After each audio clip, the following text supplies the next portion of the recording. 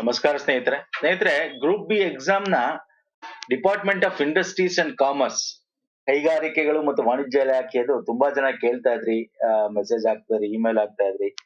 Okay, ಒಂದ್ topic ಮಾಡೋಣ, ಇದ್ರ ಬಗ್ಗೆ ತಗೊಂಡಿದ್ದೀನಿ ಇವತ್ತು. Foreign trade and international business related. ನೋಡಿ, ಈ ಒಂದು ಇಂಡಸ್ಟ್ರೀಸ್ ಅಂಡ್ ಡಿಪಾರ್ಟ್ಮೆಂಟ್ ತುಂಬಾ ವಾಸ್ಟ್ ಇದೆ, ಅಂದ್ರೆ ತುಂಬಾ ಜಾಸ್ತಿ ಇದೆ ಅದರದ್ದು ಸಿಲೆಬಸ್. ಆ ನೋಡೋಣ ಎಷ್ಟಾಗುತ್ತೆ ಅಷ್ಟು ಟ್ರೈ ಮಾಡೋಣ ಎಕ್ಸಾಮ್ಗಿಂತ ಮುಂಚೆ.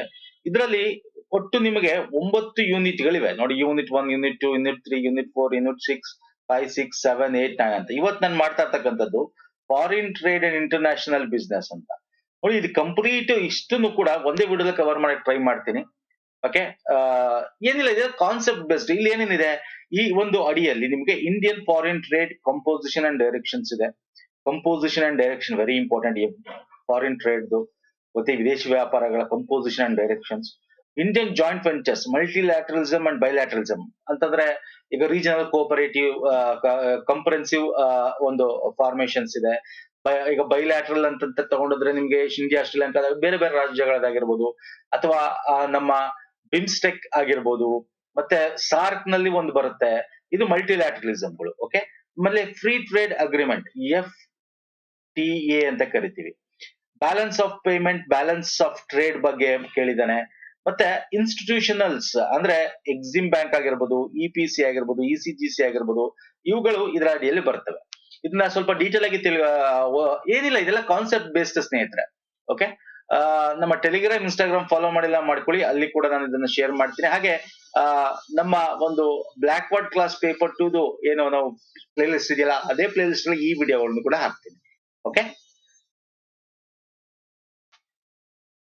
Fine sir. First, Indian foreign trade ಅಂತಂದ್ರೆ ಏನು? ಫಾರಿನ್ ವಿದೇಶಿ ವ್ಯಾಪಾರ ಅಂದ್ರೆ ಏನು ಸರ್? ನಮ್ದು ರಫ್ತು ಆಮದು ಏನ್ ಮಾಡ್ಕೋತೀವಿ ಅದು ಅಲ್ವಾ. ಜೊತೆಗೆ ಅದೊಂದೇ ಅಲ್ಲ, ರಫ್ತು ಆಮದು ಜೊತೆಗೆ ವ್ಯಾಪಾರ ಒಪ್ಪಂದಗಳನ್ನ ಮಾಡ್ಕೋತೀವಿ. Trade agreement with other countries ಅಂತ ಬೈಲ್ಯಾಂಗ್ವೇಜ್ ಇದೆ, ನೋಡ್ಕೊಳ್ಳಿ ಅಲ್ವಾ. ರಫ್ತು ನೋಡಿ, ಇದ್ರಲ್ಲಿ ಸುಮ್ಮನೆ ಜಸ್ಟ್ ಡೆಫಿನೇಷನ್ಸ್ ಕೊಟ್ಟಿದ್ದೀನಿ ನಿಮ್ಗೆ ಅಷ್ಟೇ. ಏನೇನು 2022, 23 ಏನೇನಾಗಿದೆ, ರಫ್ತುಗಳು ಎಷ್ಟೆಷ್ಟು ಕೋಟಿ, ಏನೇನ್ ಜಾಸ್ತಿ ನಾವು ರಫ್ತು ಮಾಡ್ತೀವಿ, ಏನೇನ ಆಮದು ಮಾಡ್ಕೋತೀವಿ, ಇದು ಮುಂದೆ ನಾನು ತಿಳಿಸ್ತಾ ಹೋಗ್ತೀನಿ. ಫಾರ್ ಎಕ್ಸಾಂಪಲ್, ನಾವು ಆಮದುಗಳನ್ನ ಜಾಸ್ತಿ ಮಾಡ್ಕೊಳ್ಳೋದು ನಮ್ಮ ಕಾಮನ್ವೆಲ್ತ್ ಇಂಡಿಪೆಂಡೆಂಟ್ ಸ್ಟೇಟ್ ಗಳಿಂದ ಜಾಸ್ತಿ ಮಾಡ್ಕೋತೀವಿ. ಕಬ್ಬಿಣ, ಉಕ್ಕು, ನಿಕ್ಕಲ್, ರಸಗೊಬ್ಬರ. ಕಾಮನ್ವೆಲ್ತ್ ಸ್ಟೇಟ್ಸ್ ಅಂದ್ರೆ ಗೊತ್ತಲ್ಲ ನಿಮಗೆ. ಕಾಮನ್ವೆಲ್ತ್ ಅಂದ್ರೆ ಮೋಸ್ಟ್ ಆಫ್ ದ ಒಂದು ರಾಷ್ಟ್ರಗಳನ್ನ UK ಆಳಿತ್ತು, ಅದನ್ನ ಕಾಮನ್ವೆಲ್ತ್ ಗ್ರೂಪ್ಸ್ ಅಂತ ಏನ್ ಮಾಡ್ಕೊಂಡಿದೀವಿ ಅದು. ರಫ್ತು ನಾವು ಹೆಚ್ಚಾಗಿ ಕಾಫಿ, ಚಹಾ, ಮಸಾಲೆ, ಸಿದ್ಧ ಉಡುಪುಗಳು, ಕಬ್ಬಿಣ, ಉಕ್ಕು, ಈ ಯಂತ್ರೋಪಕರಣಗಳನ್ನ ರಫ್ತು ಮಾಡ್ತೀವಿ. ಇನ್ನು ಫಾರಿನ್ ಟ್ರೇಡ್ ಅಗ್ರಿಮೆಂಟ್ಸ್ ಗಳು ನಾವು ಯುರೋಪಿಯನ್ ಯೂನಿಯನ್ ಜೊತೆ ಆಗಿರ್ಬೋದು, UK ಜೊತೆ ಆಗಿರ್ಬೋದು, ಮತ್ತೆ ಬೇರೆ ಬೇರೆ ನಮ್ಮ ಸೌತ್ ಈಸ್ಟ್ ಅಸೋಸಿಯೇಷನ್ಸ್ ಏಜೆನ್ಸೀಸ್ ಗಳ ಜೊತೆ ಆಗಿರ್ಬೋದು, ಇವುಗಳ ಜೊತೆ ನಾವು ಮಾಡ್ಕೋತಾ ಇದೀವಿ. ಸೊ ಇದು ಈ ಒಂದು ಫಾರಿನ್ ಟ್ರೇಡ್ ಅಂತ ಕರಿತೀವಿ.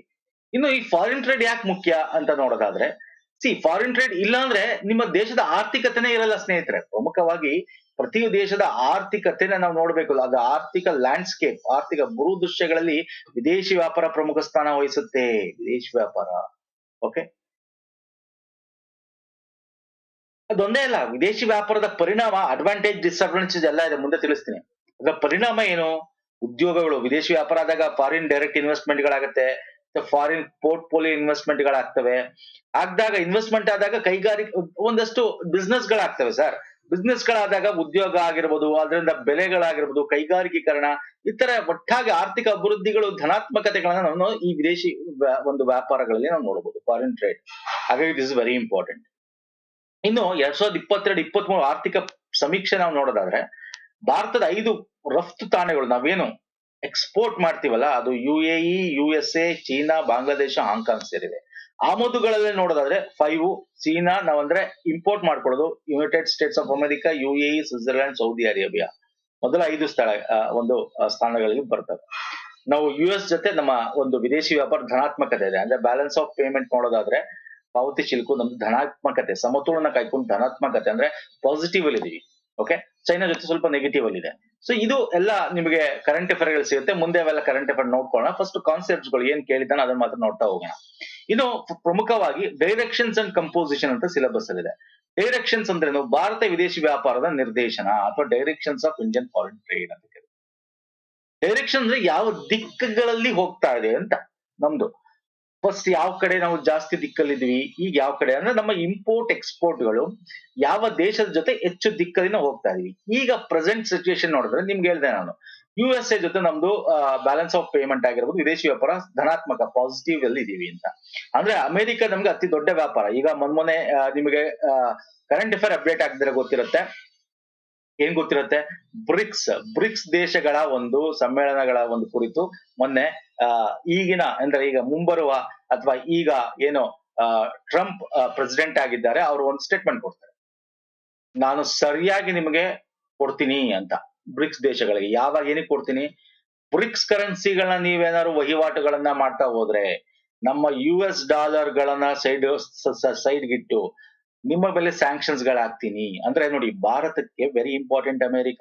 ಯಾಕಂದ್ರೆ ಅಮೆರಿಕ ಅತಿ ದೊಡ್ಡ ವ್ಯಾಪಾರ ಪಾಲುದ, ನಾವು ಪಾಸಿಟಿವ್ ಅಲ್ಲಿ ಇದೀವಿ, ಹೆಚ್ಚು ರಫ್ತು ಮಾಡ್ತಾ ಇದೀವಿ ಇಂಪೋರ್ಟ್ ಗಿಂತ. ಪಾಸಿಟಿವ್ ನಮ್ಮ ಬ್ಯಾಲೆನ್ಸ್ ಆಫ್ ಪೇಮೆಂಟ್ ಕೂಡ, ಅಥವಾ USA ಜೊತೆ ಟ್ರೇಡ್ ನೋಡಿದ್ರೆ ನಮ್ಮ ವಿದೇಶಿ ವಿನಿಮಯ ನೋಡೋದು ಜಾಸ್ತಿ ಇದೆ, ಪಾಸಿಟಿವ್ ಅಲ್ಲಿ ಇದೀವಿ. ಅದು ಬಿಟ್ಟು ನೋಡೋದಾದ್ರೆ ಏಷ್ಯಾ ಓಷೇನಿಯಾ ದೇಶಗಳ ಜೊತೆ ಕೂಡ, ಏಷ್ಯಾ ಅಂದ್ರೆ ನಮ್ಮ ಏಷ್ಯಾ ಕಂಟ್ರಿಗಳ ಜೊತೆ ಆಗಿರೋ, ಓಷೇನಿಯಾ ಅಂದ್ರೆ ಏನು? ಆಸ್ಟ್ರೇಲಿಯಾ ಮತ್ತು ನ್ಯೂಜಿಲ್ಯಾಂಡ್ ಖಂಡನ ಓಷೇನಿಯಾ ಅಂತ ಕರಿತೀವಿ. ಅಲ್ಲೂ ಕೂಡ ನಾವು ನೋಡ್ತಾ ನಮ್ಮ ವ್ಯಾಪಾರ ನಡೀತಾ ಇದೆ, ಯುರೋಪಿಯನ್ ಒಕ್ಕೂಟ ಜೊತೆ ನಡೀತಾ ಇದೆ, ಆಸಿಯನ್ ಗ್ರೂಪ್ಗಳ ಜೊತೆ ನಡೀತಾ ಇದೆ. ಸೊ ಇವೆಲ್ಲ ನಮ್ಮ ಪ್ರಮುಖ ಪಾಲುದಾರರು. ಆಮೇಲೆ ನಮ್ಮ ಡೈರೆಕ್ಷನ್ಸ್ ಅಂದ್ರೆ ನಾವು ದಿಕ್ಕು, ವ್ಯಾಪಾರದ ದಿಕ್ಕು ಯಾವ ಯಾವ ಒಂದು ಒಕ್ಕೂಟಗಳು ಯಾವ ಯಾವ ದೇಶದಲ್ಲಿ ಹೆಚ್ಚಾಗಿ ಮಾಡ್ತಾ ಇದೀವಿ ಅಂತ. ಇನ್ನು ಪ್ರಮುಖ ಆಮದುದಾರ, ನಾವು ಇಂಪೋರ್ಟ್ ಏನ್ ಮಾಡ್ಕೋತಾ ಇದೀವಿ ನೋಡಿದ್ರೆ, ಚೀನಾದಿಂದ, UAE ಇಂದ, USA ಇಂದ, ಸೌದಿ ಅರೇಬಿಯಾದಿಂದ, ಇರಾನ್ ರಫ್ತು ಮಾಡ್ಕೋತಾ ಇರ್ತಕ್ಕಂಥದ್ದು, ಇದು ಆಮದು. ಓಕೆ, ಅಂದ್ರೆ ಇಂಪೋರ್ಟ್ ಮಾಡ್ಕೋತಾ ಇರ್ತಕ್ಕಂಥದ್ದು. ಇನ್ನು ರಫ್ತು ನೋಡೋದಾದ್ರೆ USA ಇಂದ, UAE ಇಂದ, ಚೀನಾದಿಂದ 10%, ಬಾಂಗ್ಲಾದಿಂದ, ಹಾಂಗ್ಕಾಂಗ್ ಇಂದ, ಇವುಗಳು ಅಗ್ರ ರಾಷ್ಟ್ರಗಳಾಗಿರ್ತವೆ. ನಾವು ರಫ್ತು ಮಾಡ್ತಾ ಇರೋದು, ಎಕ್ಸ್ಪೋರ್ಟ್ ಮಾಡ್ತಾ ಇರ್ತಕ್ಕಂಥದ್ದು. ಇದು ನಮ್ಮ ಪ್ರಮುಖವಾದ ದೇಶಗಳು, ನಮ್ಮ ದಿಕ್ಕು, directions of Indian foreign trade ಅಂತ ಹೇಳ್ತೀವಿ. ಇನ್ನು ನಮ್ಮ ಇಂಡಿಯನ್ ಟ್ರೇಡ್ ಗಳು ನೋಡೋದಾದ್ರೆ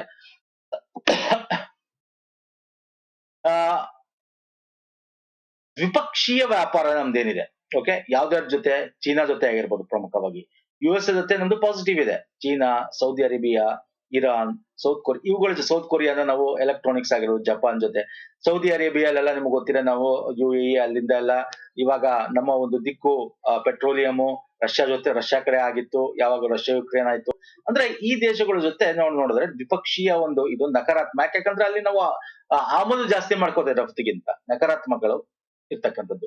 ಇನ್ನು ನಮ್ಮ ಸಮತೋಲನವಾಗಿರ್ತಕ್ಕಂಥದ್ದು ಯಾವ ದೇಶಗಳ ಜೊತೆ, ಇದು ನಮ್ಮ ಡೈರೆಕ್ಷನ್, ನಮ್ಮ ವ್ಯಾಪಾರದ ದಿಕ್ಕು, ಸಮತೋಲನ ಕಾಯ್ಕೊಂಡು ಬರ್ತಾ ಇದೀವಿ ಆಮದು ರಫ್ತುಗಳಲ್ಲಿ.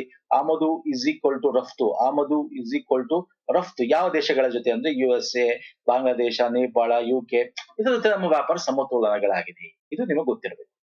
ಇನ್ನು structure of Indian foreign trades ಅಂತ ಕರಿತೀವಿ. ಸ್ಟ್ರಕ್ಚರ್ ಅಂಡ್ ಅದರ ಕಂಪೋಸಿಷನ್ ಎರಡು ಆಲ್ಮೋಸ್ಟ್ ಸೇಮ್ ಒಂದೇ. ಇದು ಸ್ಟ್ರಕ್ಚರ್ ಅಂದ್ರೆ ಇಷ್ಟೇ, ಭಾರತೀಯ ರಫ್ತು. ಒಂದೊಂದ್ಸಲ ಕೇಳದನು ಇರಬಹುದು. ರಫ್ತು ಮತ್ತೆ ಆಮದುನ ಸ್ಟ್ರಕ್ಚರ್ ಅಂತೀವಿ. ಇಲ್ಲೊಂದಷ್ಟು ಅಂಕಿ ಅಂಶಗಳು ಕೊಟ್ಟಿದೀವಿ ನಾವು. ಮರ್ಕಂಡೈಸ್ ಸರಕು ಮತ್ತು ಸೇವೆಗಳು ಏನು ನಾವು ರಫ್ತು ಮಾಡ್ತಾ ಇದ್ದೀವಿ, USD 676.5 ಶತಕೋಟಿಯಷ್ಟು ರಫ್ತುಗಳು ಆಗ್ತಾ ಇದೆ 2021-22 ಆರ್ಥಿಕ ವರ್ಷದಲ್ಲಿ. ಅದೇ ಆಮದು ನೋಡಿದ್ರೆ, ಒಂದ್ ಸೆಕೆಂಡ್, ಆಮದು ನೋಡಿದ್ರೆ 495.83 ಶತಕೋಟಿಯಷ್ಟು ಇದೆ. ರಫ್ತು ಜಾಸ್ತಿ ಇದೆಯಾ? ಎಸ್ ಜಾಸ್ತಿ ಇದೆ, ಅಂದ್ರೆ ಪಾಸಿಟಿವ್ ಆಗಿದೆ ರಫ್ತು. ಟಾಪ್ ಎಕ್ಸ್ಪೋರ್ಟ್ ಡೆಸ್ಟಿನೇಷನ್ಸ್ ಗಳು ನಮ್ದು ಯಾವ್ದು 2021-22 ಪ್ರಕಾರ ಎಷ್ಟು ಪರ್ಸೆಂಟ್ಗಳು ನಾವು 100%, ಒಂದು 100 ಐಟಮ್ಸ್ ನ ಆಗ್ತಾ ಇದೆ ಅಂದ್ರೆ ಎಷ್ಟು ಪರ್ಸೆಂಟ್ಗಳು ಯಾವ ಯಾವ ದೇಶಕ್ಕೆ ಹೋಗ್ತಾ ಇದೆ ಅಂತ ನಾವು ಎಕ್ಸ್ಪೋರ್ಟ್ ರಫ್ತು ಮಾಡ್ತಿರ್ತಕ್ಕಂಥ ಟಾಪ್. ಓಕೆ, ರಫ್ತು UAE, China, Bangla, Hong Kong, Singapore, UK, Belgium. Okay, ಇದು 2021. ಇದು ಅಪ್ಡೇಟ್ ಮಾಡ್ಕೋತಾ ಇರಬೇಕು ನೀನು. ನಾನು ನಿಮ್ಗೆ ಕರೆಂಟ್ ಅಫೇರ್ ಅಲ್ಲಿ ನಿಮಗೆ ಇದನ್ನು ಕೊಡ್ತೇನೆ, no need to worry. But ಒಂದು ಕಾನ್ಸೆಪ್ಟ್ಗೋಸ್ಕರ ಒಂದು ರೆಫರೆನ್ಸ್ ಇಟ್ಕೊಂಡು ನಿಮ್ಗೆ ಹೇಳ್ತಾ ಇದೀನಿ ಅಷ್ಟೇ ಸ್ನೇಹಿತರೆ.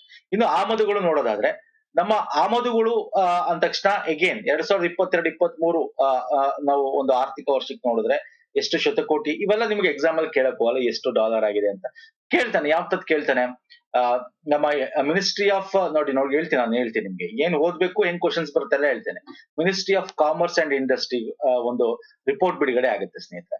ರೀಸೆಂಟ್ ಆಗಿ ಅದರದ್ದು 2022-23 ಬಿಡುಗಡೆ ಆಗಿರ್ತಕ್ಕಂಥದ್ದು ಅನ್ಕೋತೀನಿ. If I am not wrong 22-23 ಇರಬೇಕು.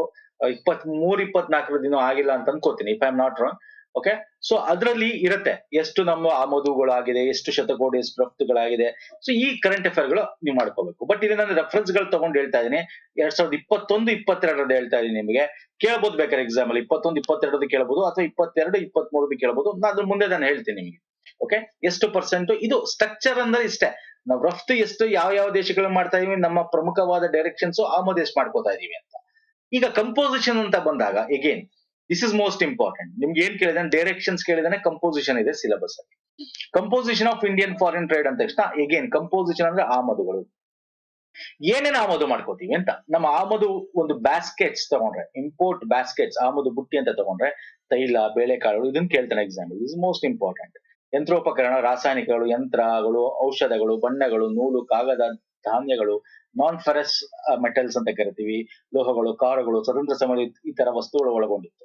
ಓಕೆ, ಇವೆಲ್ಲ ನಾವು ಇಂಜಿನಿಯರಿಂಗ್ ಕ್ಷೇತ್ರಕ್ಕೆ ಸಂಬಂಧಪಟ್ಟಂತ ಬಂಡವಾಳ ಉಪಕರಣಗಳು ಕೂಡ ನಾವು ಸ್ವತಂತ್ರ ಪೂರ್ವದಲ್ಲಿ ಮೆಷಿನರೀಸ್ ಗಳನ್ನ ಹೆಚ್ಚಾಗಿ ನಾವು ಇಂಪೋರ್ಟ್ ಮಾಡ್ಕೋತಾ ಇದ್ವಿ. ಇವೆಲ್ಲ ನಮ್ಮ ಆಮದು ಬುಟ್ಟಿಗಳಲ್ಲಿ ಬರ್ತದೆ, ಇಂಪೋರ್ಟ್ ಬ್ಯಾಸ್ಕೆಟ್ಸ್ ಅಂತ ಕರಿತೀವಿ. ಇನ್ನು 2022 ಏಪ್ರಿಲ್ ಫೆಬ್ರವರಿ ಅವಧಿ ತನಕ ಅಗ್ರ 8 ಆಮದು ವಸ್ತುಗಳು ನಾವೇನೇನ್ ಮಾಡ್ಕೊಂಡಿವಿ. ನಿಮ್ಗೆಲ್ಲ 2022-23 ಕೊಡ್ತಾ ಇದೀನಿ ಸರ್ ಡೇಟಾ. ಇನ್ನು 23-24 ರಿಲೀಸ್ ಆಗಿಲ್ಲ ಅಂತ ಅರ್ಥ ಅಲ್ಲಿಗೆ. ಓಕೆ, ಇಲ್ಲಿ ನೋಡೋದಾದ್ರೆ ನಾವು ಆಮದು ಮಾಡ್ಕೊಂಡಿರ್ತಕ್ಕಂಥ ವಸ್ತುಗಳು ಪೆಟ್ರೋಲಿಯಂ ಕಚ್ಚಾ ವಸ್ತುಗಳು, ಪ್ಲಾಸ್ಟಿಕ್. ಅಂದ್ರೆ ಈಗ 100 ಅಂತಂದ್ರೆ ಅದರಲ್ಲಿ ಅತಿ ಹೆಚ್ಚು 25% ಅಷ್ಟು ನಾವು ಆಮದು ಮಾಡ್ಕೊಂಡಿದೀವಿ. ಎಕ್ಸಾಮ್ ಅಲ್ಲಿ ನಿಮ್ಗೆ ಒಂದ್ ವರ್ಷದ ಹಳೆದೇ ಕೇಳ್ತಾನೆ ಡೇಟಾ, ಇವಾಗ ಕೇಳಕ್ ಹೋಗಲ್ಲ ಸ್ನೇಹಿತರೆ. ಇನ್ನು ರಿಲೀಸ್ ಆಗಿಲ್ಲ 23-24. ಓಕೆ, ಪ್ಲಾಸ್ಟಿಕ್ ವಸ್ತುಗಳು, ಕೃತಕ ರಾಳೆಗಳು, ಮತ್ತೆ ಮುತ್ತುಗಳು, ಅರೆಮುತ್ತು, ಅಮೂಲ್ಯ ಇದು 5% ಅಷ್ಟು, ಚಿನ್ನ 8.2%, ಎಲೆಕ್ಟ್ರಾನಿಕ್ ವಸ್ತುಗಳು 11.8% ಅಷ್ಟು, ಎಲೆಕ್ಟ್ರಾನಿಕ್ ಮತ್ತು ನಾನ್ ಎಲೆಕ್ಟ್ರಾನಿಕ್ ಉಪಕರಣಗಳು 6.6% ಅಷ್ಟು. ನಿಮಗೆ ಪರ್ಸೆಂಟೇಜ್ ಎಕ್ಸಾಮ್ ಅಲ್ಲಿ ಕೇಳುವಂತ ಚಾನ್ಸಸ್ ಕಮ್ಮಿ ಇರುತ್ತೆ. ಬಟ್ ಏನು ಅಗ್ರ ಸ್ಥಾನಗಳಿದೆಯಲ್ಲ ಹೆಚ್ಚು ಯಾವುದು ಇಂತದ್ ಕೇಳ್ತಾರೆ. ಈಗ ಅತ್ಯಂತ ಹೆಚ್ಚು ಆಮದು ಮಾಡ್ಕೊಂಡಿರೋದು ಯಾವುದು? ಪೆಟ್ರೋಲಿಯಂ ಕಚ್ಚಾ ವಸ್ತುಗಳಾಗಿರ್ಬೋದು, ಪೆಟ್ರೋಲಿಯಂ ಕ್ರೂಡ್ ಅಂಡ್ ಇಂಪೋರ್ಟ್. ಅರ್ಥ ಆಗ್ತಿದೆಯಲ್ಲ ನಾ ಹೇಳ್ತಾ ಇರೋದು. 2022ನೇ ಆರ್ಥಿಕ ವರ್ಷದಲ್ಲಿ ಆಮದು ವಸ್ತುಗಳ ಒಟ್ಟಾರೆ ಆಮದು ಎಷ್ಟಿತ್ತು ಅಂತ ಕೇಳೋದು, ಮುಖ್ಯ ಆಮದುಗಳ ಒಟ್ಟಾರೆ ಪರ್ಸೆಂಟೇಜ್ ಎಷ್ಟಿತ್ತು ಕೇಳಬಹುದು.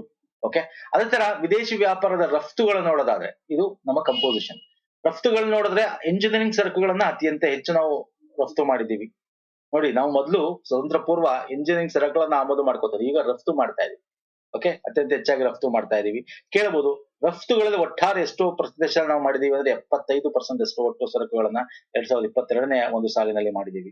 ಓಕೆ, ಅದರಲ್ಲಿ ಕೇಳಿ ಇಲ್ಲಿ ಕೊಟ್ಟಿದ್ದೀನಿ ಟಾಪ್ 10 ಅಗ್ರ 8 ಒಂದು ಟಾಪ್ 8 ರಫ್ತು ಪದಾರ್ಥಗಳು ಪರ್ಸೆಂಟೇಜ್ ವೈಸ್ ನಾನು ನಿಮಗೆ ಕೊಟ್ಟಿದ್ದೀನಿ.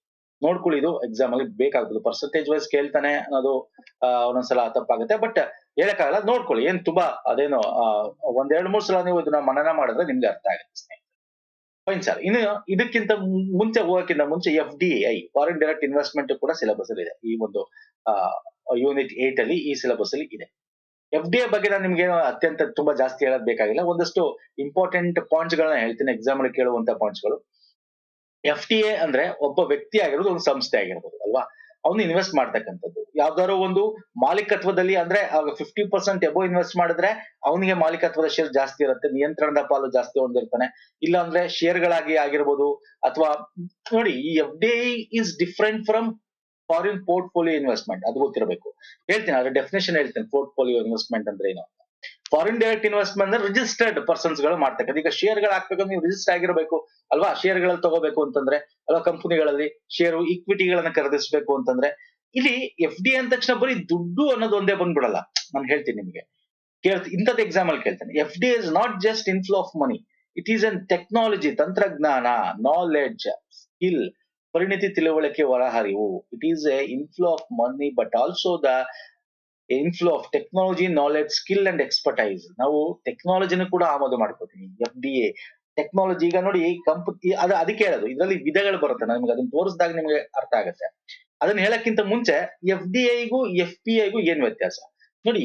Foreign direct investment is investment made by the firm or individual in one country into a business interest located in another country. ಬೇರೆ ಕಂಟ್ರಿ ಇನ್ನೊಂದು ಕಂಟ್ರಿಗೆ ಇನ್ವೆಸ್ಟ್ ಮಾಡ್ತಕ್ಕಂಥ ಒಂದು ಸಂಸ್ಥೆ ಆಗಿರ್ಬೋದು, ಒಬ್ಬ ಇಂಡಿವಿಜುವಲ್ ಆಗಿರ್ಬೋದು ಅಲ್ವಾ. ಫಾರಿನ್ ಈ ಪೋರ್ಟ್ಫೋಲಿಯೋ ಇಂಡಿವಿಜುವಲ್ ಅವನು ಆಗಿದ್ರೆ ಅವ್ನು ದೊಡ್ಡ ಕೂಡ ಆಗಿರ್ತಾನೆ, ಅವನು ಅಲ್ಲಿ ರಿಜಿಸ್ಟರ್ ಮಾಡ್ಕೊಂಡು ಮಾಡಬೇಕು.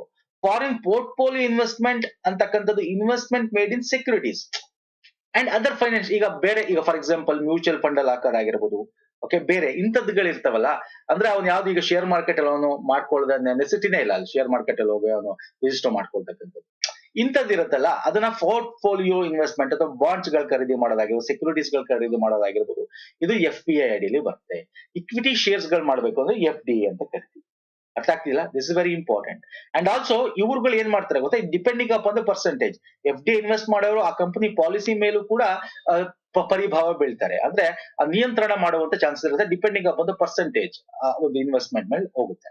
ಇನ್ನು FDI ವಿಧಗಳು ಅಂತಿದೆಯಲ್ಲ, ದಿಸ್ ಇಸ್ ವೆರಿ ಇಂಪಾರ್ಟೆಂಟ್. ಇದನ್ನ ನಾನು ನಿಮ್ಗೆ ಹೇಳಿದ್ದು ಯಾವ ರೀತಿ ಇನ್ವೆಸ್ಟ್ಮೆಂಟ್ ಗಳಾಗ್ತವೆ ಅಂತ. ಒಂದು ಹಾರಿಜಾಂಟಲ್ ಸಮತಲ, ಇನ್ನೊಂದು ವರ್ಟಿಕಲ್, ಇನ್ನೊಂದು ಸಂಘಟಿತ ಅಂತ ಕರಿತೀವಿ. ಇಂಗ್ಲಿಷ್ ಅಲ್ಲಿ ಹಾರಿಜಾಂಟಲ್, ವರ್ಟಿಕಲ್ ಅಂಡ್ ಕಾಂಗ್ಲೊಮೆರೇಟ್ ಅಂತ ಕರಿತೀವಿ. ಹಾರಿಜಾಂಟಲ್ ಅಂತ ಉದಾಹರಣೆ ತಗೊಂಡು ಹೇಳೋದಾದ್ರೆ, ಸಿ ಈಗ US ಅಲ್ಲಿ ಒಂದು ಫೋನ್ ಶಾಪ್ಸ್ ಓನ್ ಕಂಪ್ನಿ ಇರುತ್ತೆ. ಅವರು ಇಂಡಿಯನ್ ಒಂದು ಇದ್ರಲ್ಲಾಗಿರ್ಬೋದು, ಚೈನಾದಲ್ಲಾಗಿರ್ಬೋದು, ಆ ಒಂದು ಸೀರೀಸ್ ಆಫ್ ಫೋನ್ ಗಳನ್ನ ಓಪನ್ ಮಾಡೋದು, ಫೋನ್ ಶಾಪ್ಸ್ ಗಳನ್ನ, ಈಗ ಆಪಲ್ ಸೆಂಟರ್ಸ್ ಗಳನ್ನ ಇಲ್ಲಿ ಓಪನ್ ಮಾಡೋದು. ಸೊ ಸೇಮ್ ಇಲ್ಲಿ ಓಪನ್ ಮಾಡ್ತಾರೆ. It is called horizontal FDI ಅಂತ ಕರಿತೀವಿ. ಅದೇ ತರ ಲಂಬವಾದ ವರ್ಟಿಕಲ್ FDI ಅಂದ್ರೆ ಏನು ಅಂದ್ರೆ, ಇಲ್ಲಿ ಅಲ್ಲಿರ್ತಕ್ಕಂಥ ಕಂಪ್ನಿ, ಈಗ ಒಂದು US ಅಲ್ಲಿ ಯಾವ್ದೋ ಮ್ಯಾನುಫ್ಯಾಕ್ಚರಿಂಗ್ ಕಂಪ್ನಿ ಇದೆ ಸರ್, ಆದ್ರೆ ಇಲ್ಲಿ ಅವರು ಇನ್ವೆಸ್ಟ್ ಮಾಡ್ತಾ ಇಲ್ಲ, ಅಂದ್ರೆ ಯಾವುದೇ ಆದ ಒಂದು ತೆರಿತಾ ಇಲ್ಲ, ಒಂದು ಸಂಸ್ಥೆ ತೆರಿತಾ ಇಲ್ಲ, ಏನು ಮಾಡ್ತಾ ಇಲ್ಲ. ಬಟ್ ಇಲ್ಲಿರ್ತಕ್ಕಂಥ ಸಂಸ್ಥೆಯಲ್ಲಿ ಅವರು ಏನ್ ಮಾಡ್ತಾ ಇದಾರೆ, ಆ ಸಂಸ್ಥೆಗೆ ಬೇಕಾಗಿರ್ತಕ್ಕಂಥ, ಈಗ ಯಾವ್ದೋ ಒಂದು ಮೊಬೈಲ್ ಇಲ್ಲಿ ಮಾಡ್ತಾ ಇದ್ದಾರೆ, ಯಾವ್ದೋ ಒಂದು UI ಅಂತಿದೆ, ಯಾವ್ದೋ ಒಂದಿದೆ, ಇಲ್ಲಿರ್ತಕ್ಕಂಥ ಯಾವ್ದೋ ಒಂದು ಮೊಬೈಲ್ ಮೈಕ್ರೋಮ್ಯಾಕ್ಸ್ ಇದೆ, ಇಂಡಿಯನ್ ಕಂಪನಿ. ಅವ್ರು ಇಲ್ಲಿ ಡೈರೆಕ್ಟ್ ಆಗಿ ಇದ್ ಮಾಡ್ತಾರ. ಮೈಕ್ರೋಮ್ಯಾಕ್ಸ್ ಗೆ ಬೇಕಾಗಿರ್ತಕ್ಕಂಥ ಒಂದಷ್ಟು ಇನ್ಪುಟ್ಸ್ ಗಳನ್ನ ಕೊಡ್ತಾರೆ. ಎಕ್ಸಾಂಪಲ್ ಹೇಳ್ತಾ ಇರೋದು, ಅವ್ರಿಗೆ ಬೇಕಾಗಿರ್ತಕ್ಕಂಥ ಪದಾರ್ಥಗಳನ್ನ ಕೊಡ್ತಾರೆ, ಬೇಕಾಗಿರ್ತಕ್ಕಂಥ ಕಚ್ಚಾ ವಸ್ತುಗಳನ್ನ ಕೊಡ್ತಾರೆ, ರಾ ಮೆಟೀರಿಯಲ್ಸ್ ನ ಕೊಡ್ತಾರೆ. So this is called vertical. ಅಂದ್ರೆ ಅವ್ರದ್ದು ಇದೆ ಬೇರೆ ಕಡೆ ಹೊರ ದೇಶದಲ್ಲಿ, ಅದು ಆಸಕ್ತಿ ಇಟ್ಕೊಂಡು ಇಲ್ಲಿರ್ತಕ್ಕಂಥದ್ದು, ಅಂದ್ರೆ ಇಟ್ ಮೈಟ್ ಬಿ ಪರ್ಸೆಂಟೇಜ್ ತಗೋಬಹುದು, ಶೇರ್ಸ್ ತಗೋಬಹುದು. ಡೈರೆಕ್ಟ್ ಆಗಿ ಇನ್ವೆಸ್ಟ್ಮೆಂಟ್ ಇಲ್ಲಿ ಬಂದ್ ಮಾಡ್ತಾರೆ, ಡೈರೆಕ್ಟ್ ಆಗಿ ಇಲ್ಲಿ ಅಂಗಡಿ ತೆಗಿತಾ ಇಲ್ಲ, ಅವ್ರು ಡೈರೆಕ್ಟ್ ಆಗಿ ಇಲ್ಲಿ ಬ್ರ್ಯಾಂಡ್ ಮಾಡ್ತಾ ಇಲ್ಲ, ಬೇರೆ ಜೊತೆ ಕಚ್ಚಾ ಸಾಮಗ್ರಿಗಳನ್ನ ಮಾಡೋದು, ಅದನ್ನ ಲಂಬ ವರ್ಟಿಕಲ್ FDI ಅಂತ ಕರಿತೇವೆ ಇನ್ ಬಿಸ್ನೆಸ್. ಓಕೆ, ಸಂಘಟಿತ ಅಂದ್ರೆ ಏನು? This is called joint venture ಅಂತ ಕರಿತೀವಿ. ಕಾಂಗ್ಲೊಮರೇಟ್ ಅಂದ್ರೆ ಜಾಯಿಂಟ್ ವೆಂಚರ್. ಓಕೆ, ಅಂದ್ರೆ ಜಾಯಿಂಟ್ ವೆಂಚರ್ ಅಂದ್ರೆ ಏನು ಅಂದ್ರೆ, ಅವ್ರಿಗೆ ಅದ್ರ ಬಗ್ಗೆ ಎಕ್ಸ್ಪೀರಿಯನ್ಸ್ ಇಲ್ಲ ಆ ಫೀಲ್ಡ್ ಬಗ್ಗೆ, but still I am taking some partnership in this company. Okay, ನಾನೇನು ಮಾಡಕ್ ಹೋಗ್ತಾ ಇಲ್ಲ, ಜಸ್ಟ್ ನಾನು ಆ ಶೇರ್ಸ್ ನ ಕೊಳ್ತಾ ಇದ್ದು ದುಡ್ಡು ಇನ್ವೆಸ್ಟ್ ಮಾಡ್ತಾನೆ, ಆಸ್ ಅ ಜಾಯಿಂಟ್ ವೆಂಚರ್ ಆಗಿ ಮಾಡ್ತೀನಿ, ಜಂಟಿ ಉದ್ಯಮದ ರೂಪದಲ್ಲಿ. ಪೂರ್ವ ಅನುಭವ ಹೊಂದಿರದ ಕಾರಣ ನಾನು ಅದೇ ಜಾಯಿಂಟ್ ವೆಂಚರ್ ಆಗಿ ನಾನು ಮಾಡ್ತೀನಿ. ಇಟ್ ಇಸ್ ಕಾಲ್ಡ್ ಸಂಘಟಿತ FDI, ಕಾಂಗ್ಲೊಮರೇಟ್ FDI ಅಂತ ಕರಿತೀವಿ. ಓಕೆ, ಇವೆಲ್ಲ ಮಾಡ್ತಾರಲ್ಲ ದುಡ್ಡು ಸ್ನೇಹಿತರೆ, ಅದ್ ಹೆಂಗ್ ಬರುತ್ತೆ ದುಡ್ಡು ಇಂಡಿಯಾಗೆ? 3 ತರ ಕ್ಯಾಟಗರಿ ಇದೆ ನೋಡಿ. ಒಂದು ಯಾವ್ದು ಈಗ ನಾನು ಹೇಳ್ದೆ, ಇನ್ವೆಸ್ಟ್ಮೆಂಟ್ ಮಾಡೋದು, ಇದು ಮಾಡೋದೆಲ್ಲ ನಾನು ಹೇಳ್ತಾ ಇದ್ದೆಲ್ಲ ರೂಟ್ಸ್ ಗಳು. ಕ್ಯಾಟಗರಿ 1, ಕ್ಯಾಟಗರಿ 2, ಕ್ಯಾಟಗರಿ 3 ಅಂತ ಮಾಡ್ತೀವಿ. FDI ಒಂದು 100% FDI ಆಟೋಮೆಟಿಕ್ ರೂಟ್ ಇಂದ ಬರುತ್ತೆ, ಫಾರಿನ್ ಡೈರೆಕ್ಟ್ ಆಟೋಮೆಟಿಕ್ ರೂಟ್ ಇಂದ ಬರುತ್ತೆ. ಅಂದ್ರೆ ಯಾವುದೇ ಅಪ್ರೂವಲ್ ಬೇಕಾಗಿಲ್ಲ, ಡೈರೆಕ್ಟ್ ಆಗಿ ಬಂದು ಇನ್ವೆಸ್ಟ್ ಮಾಡಬಹುದು.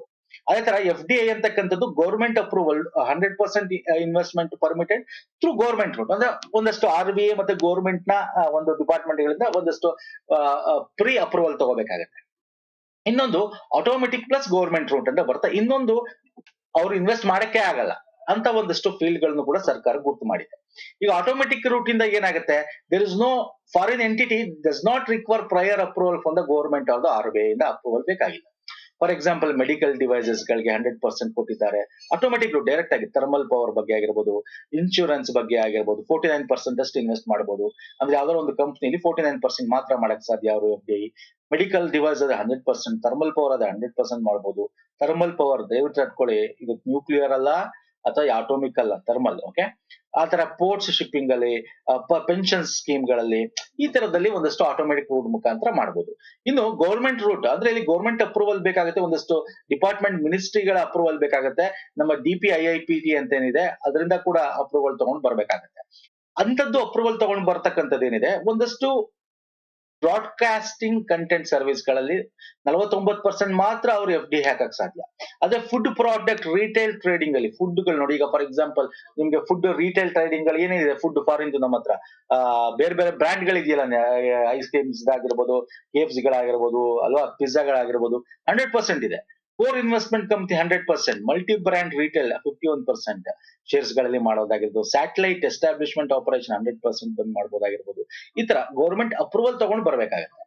ಇನ್ನೊಂದು FDI ಈಸ್ ಪ್ರೊಹಿಬಿಟೆಡ್, FDI ಮಾಡಕ್ಕೆ ಆಗಲ್ಲ ಅಂತದಷ್ಟು ಫೀಲ್ಡ್ ಗಳಿವೆ. ಅಂತದ್ ಯಾವುದು ಅಂತ ನೋಡಿದ್ರೆ, ಅಗ್ರಿಕಲ್ಚರ್ ಪ್ಲಾಂಟೇಶನ್ ಆಕ್ಟಿವಿಟಿ ಆಗಿರ್ಬೋದು, ಪಿಸಿಕಲ್ಚರ್, ಅನಿಮಲ್ ಹಸ್ಬೆಂಡ್ರಿ ಆಗಿರ್ಬೋದು, ಆಟೋಮೆಟಿಕ್ ಎನರ್ಜಿ, ನಿಧಿ ಕಂಪನಿ ಅಂತ ಇರುತ್ತೆ ಒಂದಷ್ಟು ನಿಧಿ ಕಂಪನಿ ಅಂದ್ರೆ ಒಂದು ಫಂಡ್ ಗಳನ್ನ ಮಾಡ್ತಕ್ಕಂಥ ಕಂಪನಿ, ಲಾಟರೀಸ್ ಗಳಾಗಿರ್ಬೋದು, ಟ್ರೇಡಿಂಗ್ ಇನ್ ಟಿಡಿಆರ್ಸ್ ಗಳು, ಚಿಟ್ ಫಂಡ್ಸ್ ಗಳು, ಇವೆಲ್ಲ ಮಾಡಕ್ಕಾಗಲ್ಲ. ಸಿಗರೇಟ್ಸ್ ಗಳು, gambling and betting business, housing and real estate. ನೀವು ರಿಯಲ್ ಎಸ್ಟೇಟ್ ಗಳಲ್ಲಿ ಔಟ್ ಸೈಡ್ ಕಂಪನಿಗಳು ಬೇರೆ ಕಂಪನಿಗಳ ಶೇರ್ ಆಗಿರೋದು ನೋಡಿರ್ತಾರೆ, ಕಂಪ್ಲೀಟ್ ಆಗಿ ಬರಕ್ ಆಗಲ್ಲ. ಅಂದ್ರೆ share in the sums joint venture ಆಗಿ ಮಾಡ್ತಿರ್ತಾರೆ ಎಷ್ಟೊಂದ್ ಕಡೆ. ಓಕೆ, ಸೊ ಈ ತರದಕ್ಕೆ ಕಂಪ್ಲೀಟ್ ಆಗಿ ಬರಕ್ಕೆ ಎಫ್ ಡಿ ಐ ಪ್ರೊಹಿಬಿಟೆಡ್ ಇದೆ.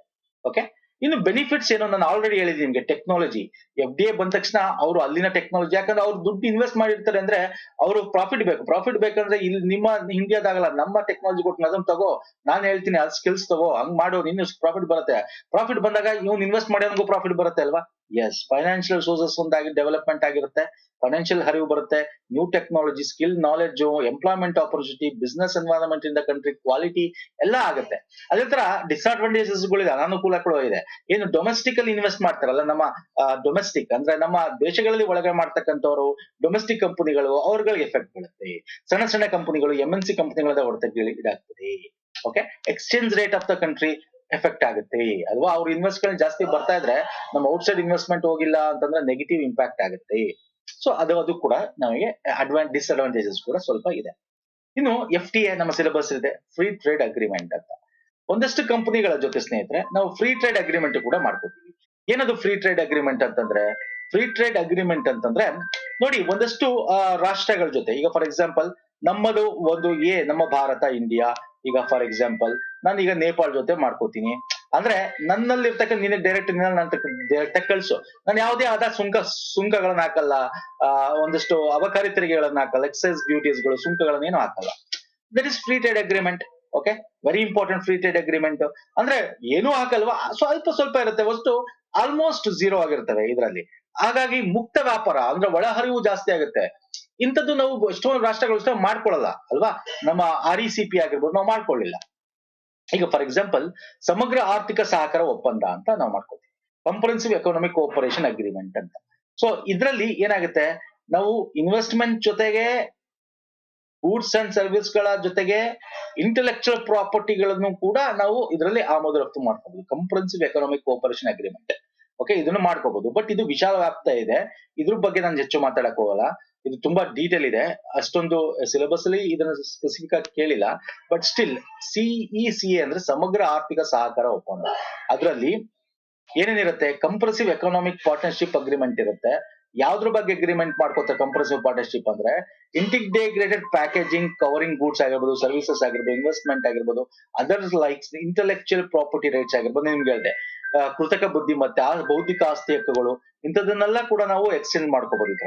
ಇದು ಒಂದು ವಿಶಾಲ ವ್ಯಾಪ್ತಿ ಇರ್ತಕ್ಕಂಥದ್ದು. ಆದ್ರೆ ಪ್ರಮುಖವಾಗಿ ನಾವು ರೀಜನಲ್ ಕಂಪ್ರೆನ್ಸಿವ್ ಎಕನಾಮಿಕ್ ಪಾರ್ಟ್ನರ್ಶಿಪ್ ಬಗ್ಗೆ ಮಾತಾಡ್ಬೇಕಾಗತ್ತೆ. ಯಾಕಂದ್ರೆ ಇದನ್ನ ನಾವು ಮಾಡ್ಕೊಳ್ಳಲ್ಲ. ಭಾರತ 2019 ಈ ಒಪ್ಪಂದಕ್ಕೆ ಸಹಿ ಹಾಕೋದ್ರಲ್ಲಿ ನಿರ್ಧರಿಸುತ್ತೆ. ಇದೇನಿದು, ನಮ್ಮ ಆಸಿಯನ್ ರಾಷ್ಟ್ರಗಳ ಜೊತೆಗೆ ಆಸ್ಟ್ರೇಲಿಯಾ, ಚೈನಾ, ಜಪಾನ್, ದಕ್ಷಿಣ ಕೊರಿಯಾ ಎಲ್ಲ ಇರ್ತವೆ ಇದ್ರಲ್ಲಿ. ಆದ್ರೆ ಭಾರತ ಇದಕ್ಕೆ ಒಳಗೊಳ್ಳಲ್ಲ. ಯಾಕಂದ್ರೆ ನಿಮ್ಗೆ ಗೊತ್ತಿದೆ, ನಮ್ಮ ಈ south Asian, especially Thailand, Japan, China, ಈ ಕಡೆ ಎಲ್ಲ ಒಂದಷ್ಟು ಸರಕುಗಳು ನಮ್ಮ ದೇಶಕ್ಕೆ ಬಂದ್ಬಿಡುತ್ತೆ, ಚೀಪ್ ಆಗಿ ಸಿಕ್ಬಿಡುತ್ತೆ. ಅವಾಗ ಅದಕ್ಕೆ ನಾವು ಇದನ್ನ ಫ್ರೀ ಟ್ರೇಡ್ ಅಗ್ರಿಮೆಂಟ್ ಮಾಡ್ಕೊಂಡ್ಬಿಡ್ತೀವಿ. RECP ಅಂದ್ರೆ ರೀಜನಲ್ ಕಂಪ್ರೆನ್ಸಿವ್ ಎಕನಾಮಿಕ್ ಪಾರ್ಟ್ನರ್ಶಿಪ್, ಇದನ್ನ ನಾವು ಒಪ್ಕೊಳ್ಳಲ್ಲ. ಆದ್ರೆ ಇವಾಗ ಮೊನ್ನೆ ನ್ಯೂಸ್ ಅಲ್ಲಿ ನಾವು ಇದನ್ನ ವೀಕ್ಲಿ ಕರೆಂಟ್ ಅಫೇರ್ ಅಲ್ಲಿ ಹೇಳಿದೆ, ಜ್ಞಾಪಕ ಇದೆಯಾ ಇವಾಗ ಗೊತ್ತಿಲ್ಲ, ನೀವು ನೋಡಿದ್ರೆ ಜ್ಞಾಪಕ ಇರುತ್ತೆ. ಇದನ್ನ ನಾವು ನೋಡ್ಬೇಕು ಅಂತಕ್ಕಂಥದ್ರ ಬಗ್ಗೆ RBI ಗವರ್ನರ್ ಮಾತಾಡ್ತಾರೆ. ಓಕೆ, ಏನು ಹೇಳ್ತಾರೆ ಇದನ್ನ ಅಂತಂದ್ರೆ, ಅವಾಗ 2019 ಫೈನ್ ಸರ್, ಇವಾಗ ನಮಗ್ ಬೇಕಾಗ್ಬೋದು, ಇದನ್ನ ಸರ್ಕಾರ ಕನ್ಸಿಡರ್ ಮಾಡ್ಬೇಕು ಅನ್ನೋದ್ರ ಬಗ್ಗೆ ಕೂಡ ಇದ್ರ ಬಗ್ಗೆ ಮಾತುಕತೆ ನಡೀತಾ ಇರುತ್ತೆ. ಅದು ಸುದ್ದಿಯಲ್ಲಿತ್ತು. ಯಾಕೆ ಮಾಡ್ಕೊಳ್ಳಲ್ಲ ಅಂತಂದ್ರೆ, ಈ ರಾಷ್ಟ್ರಗಳಿಂದ ಚೀಪ್ ಪದಾರ್ಥಗಳು ನಿಮ್ಗೆ ಗೊತ್ತಿದೆ ನಮ್ಮ ದೇಶಕ್ಕೆ ಬಂದ್ರೆ ನಮ್ಮಲ್ಲಿ ಏನಾಗುತ್ತೆ, ನಮ್ಮಲ್ಲಿ ನಾವೇನು ಬೇರೆ ಬೇರೆ ಪ್ರೋಗ್ರಾಮ್ಗಳನ್ನ ಹಮ್ಮಿಕೊಂಡಿದೀವಿ. ಇಲ್ಲಿ ಎಲೆಕ್ಟ್ರಾನಿಕ್ಸ್ ಐಟಮ್ಸ್ ಗಳು, ನಮ್ಮ ಪ್ರೊಡಕ್ಷನ್ ಜಾಸ್ತಿ ಆಗ್ಬೇಕಂದ್ರೆ ಪ್ರೊಡಕ್ಷನ್ ಲಿಂಕ್ಡ್ ಇನ್ಸೆಂಟಿವ್ಸ್ ಗಳನ್ನ ಏನ್ ಮಾಡಿದೀವಿ, ಸ್ಕೀಮ್ಸ್ ಗಳು, ಇಲ್ಲಿನ ಪ್ರೊಡಕ್ಷನ್ ಉತ್ತೇಜನ ಕೊಡಕ್ಕೆ ಅದಕ್ಕೆಲ್ಲ ಎಫೆಕ್ಟ್ ಆಗ್ಬಿಡ್ತಾರೆ. ನಾವು ಇಲ್ಲೇ ಪ್ರೊಡಕ್ಷನ್ ಜಾಸ್ತಿ ಮಾಡಬೇಕು, ಇಲ್ಲಿನ ಒಂದು ನಮ್ಮ ಆತ್ಮನಿರ್ಭರ್ ಭಾರತ ಅಂತ ಏನಿದೆ ನಿಂತ್ಕೋಬೇಕು, ಆ ಒಂದು ಇದಕ್ಕೆ ಉತ್ತೇಜನ ಕೊಡಬೇಕಾಗತ್ತೆ. ಹಾಗಾಗಿ ಸರ್ಕಾರ ಇನ್ನೂ ಇದನ್ನ ಕನ್ಸಿಡರ್ ಮಾಡಿಲ್ಲ. 2001 ಇದನ್ನ ಮಾತುಕತೆ ನಡೀತಾ ಇರುತ್ತೆ. 2019 ಕೊನೆಗೆ ಇದು ಮಾಡ್ತಾರೆ, ಬಟ್ ಭಾರತ ಇದಕ್ಕೆ ಒಪ್ಕೊಳ್ಳಲ್ಲ. ಅದೇ ರೀತಿ ನಾವು ಇದನ್ನೆಲ್ಲ ನಾವು ಬೈಲ್ಯಾಟ್ರಲ್, ಮಲ್ಟಿಲ್ಯಾಟ್ರಲ್ ಆತರ ಒಂದು ಕೂಡ ನಡೀತಾ ಇದೆ. ಫಾರ್ ಎಕ್ಸಾಂಪಲ್ ಬಿಮ್ಸ್ಟೆಕ್ ಆಗಿರ್ಬೋದು. ನಮ್ ಬಿಮ್ಸ್ಟೆಕ್ ಹೇಳುತ್ತಲ್ಲ ಏನು, bay of Bengal initiative for multi sectoral technical and economic cooperation. Economic ಅಂದ್ರೆ ಟ್ರೇಡ್ ಅಂತಾನೆ ಅರ್ಥ ಅಲ್ವಾ. ಇದು ನೀವು ಇದ್ರ ಬಗ್ಗೆ ಎಕ್ಸಾಮ್ ಅಲ್ಲಿ ಕೇಳ್ತಾನೆ, ದಯವಿಟ್ಟು ಓದ್ಕೊಳ್ಳಿ ಬಿಮ್ಸ್ಟೆಕ್ ಬಗ್ಗೆ. ಬೇಸಿಕ್ಸ್ ನಾ ಇಲ್ಲಿ ಹೇಳಕ್ ಹೋಗಲ್ಲ ಬಿಮ್ಸ್ಟೆಕ್ ಬಗ್ಗೆ. ಬಟ್ ಏನಿದು ಪರ್ಪಸ್ ಏನು, ನಮ್ಮ ಸಮಾನತೆ, ನಮ್ಮ ಒಂದು ಈ ಬೇ ಆಫ್ ಬೆಂಗಾಲ್ ನ ಸುತ್ತಮುತ್ತ ಇರೋದ ರಾಷ್ಟ್ರಗಳು ಏನೇನು ನಮ್ಮ ರಾಷ್ಟ್ರಗಳಿವೆ, ಆ ರಾಷ್ಟ್ರಗಳು ಒಟ್ಟಿಗೆ ಸೇರಿ ನಮ್ಮಲ್ಲಿ ಒಂದು ಅಗ್ರಿಮೆಂಟ್ ಮಾಡಿಕೊಂಡು ನಾವು ಬೇರೆ ದೇಶಗಳ ಮೇಲೆ, ಎಸ್ಪೆಷಲಿ UK, USA ಮೇಲೆ, ಸೊ ಯುರೋಪ್ ಮೇಲೆ ಜಾಸ್ತಿ ಡಿಪೆಂಡೆನ್ಸಿ ಆಗ್ಬಾರ್ದು, ನಮ್ಮಲ್ಲೇ ಒಂದು ಮಾಡ್ಕೋಬೇಕು ಅನ್ನೋದು ಇದು ಪ್ರಮುಖ ಉದ್ದೇಶ. ಅದೇ ರೀತಿ ಸಾರ್ಕ್ ನ South Asian free trade agreement, ಇದು ಸಾರ್ಕ್ ನ ಒಂದು ಅಡಿಯಲ್ಲಿ ಬರ್ತಕ್ಕಂತ ಒಂದು ಸಂಸ್ಥೆ. South Asian free trade agreement, SAFTA ಅಂತ ಕರಿತೀವಿ. ಇದು ಅಷ್ಟೇ, ನಮ್ಮ ಸಾರ್ಕ್ ದೇಶಗಳೇನಿವೆ ಅಫ್ಘಾನಿಸ್ತಾನ, ಬಾಂಗ್ಲಾ, ಭೂತಾನ್, ಭಾರತ, ಮಾಲ್ಡೀವ್ಸ್, ನೇಪಾಳ, ಪಾಕಿಸ್ತಾನ, ಶ್ರೀಲಂಕಾ, ಅಂದ್ರೆ ಸೌತ್ ಏಷ್ಯಾ ರಾಷ್ಟ್ರಗಳು ಅಂತ ಏನ್ ಕರಿತೀವಿ, ನೇಷನ್ಸ್, ಅವುಗಳು ಮಾಡ್ಕೊಂಡಿರ್ತಕ್ಕಂಥದ್ದು ಇದು.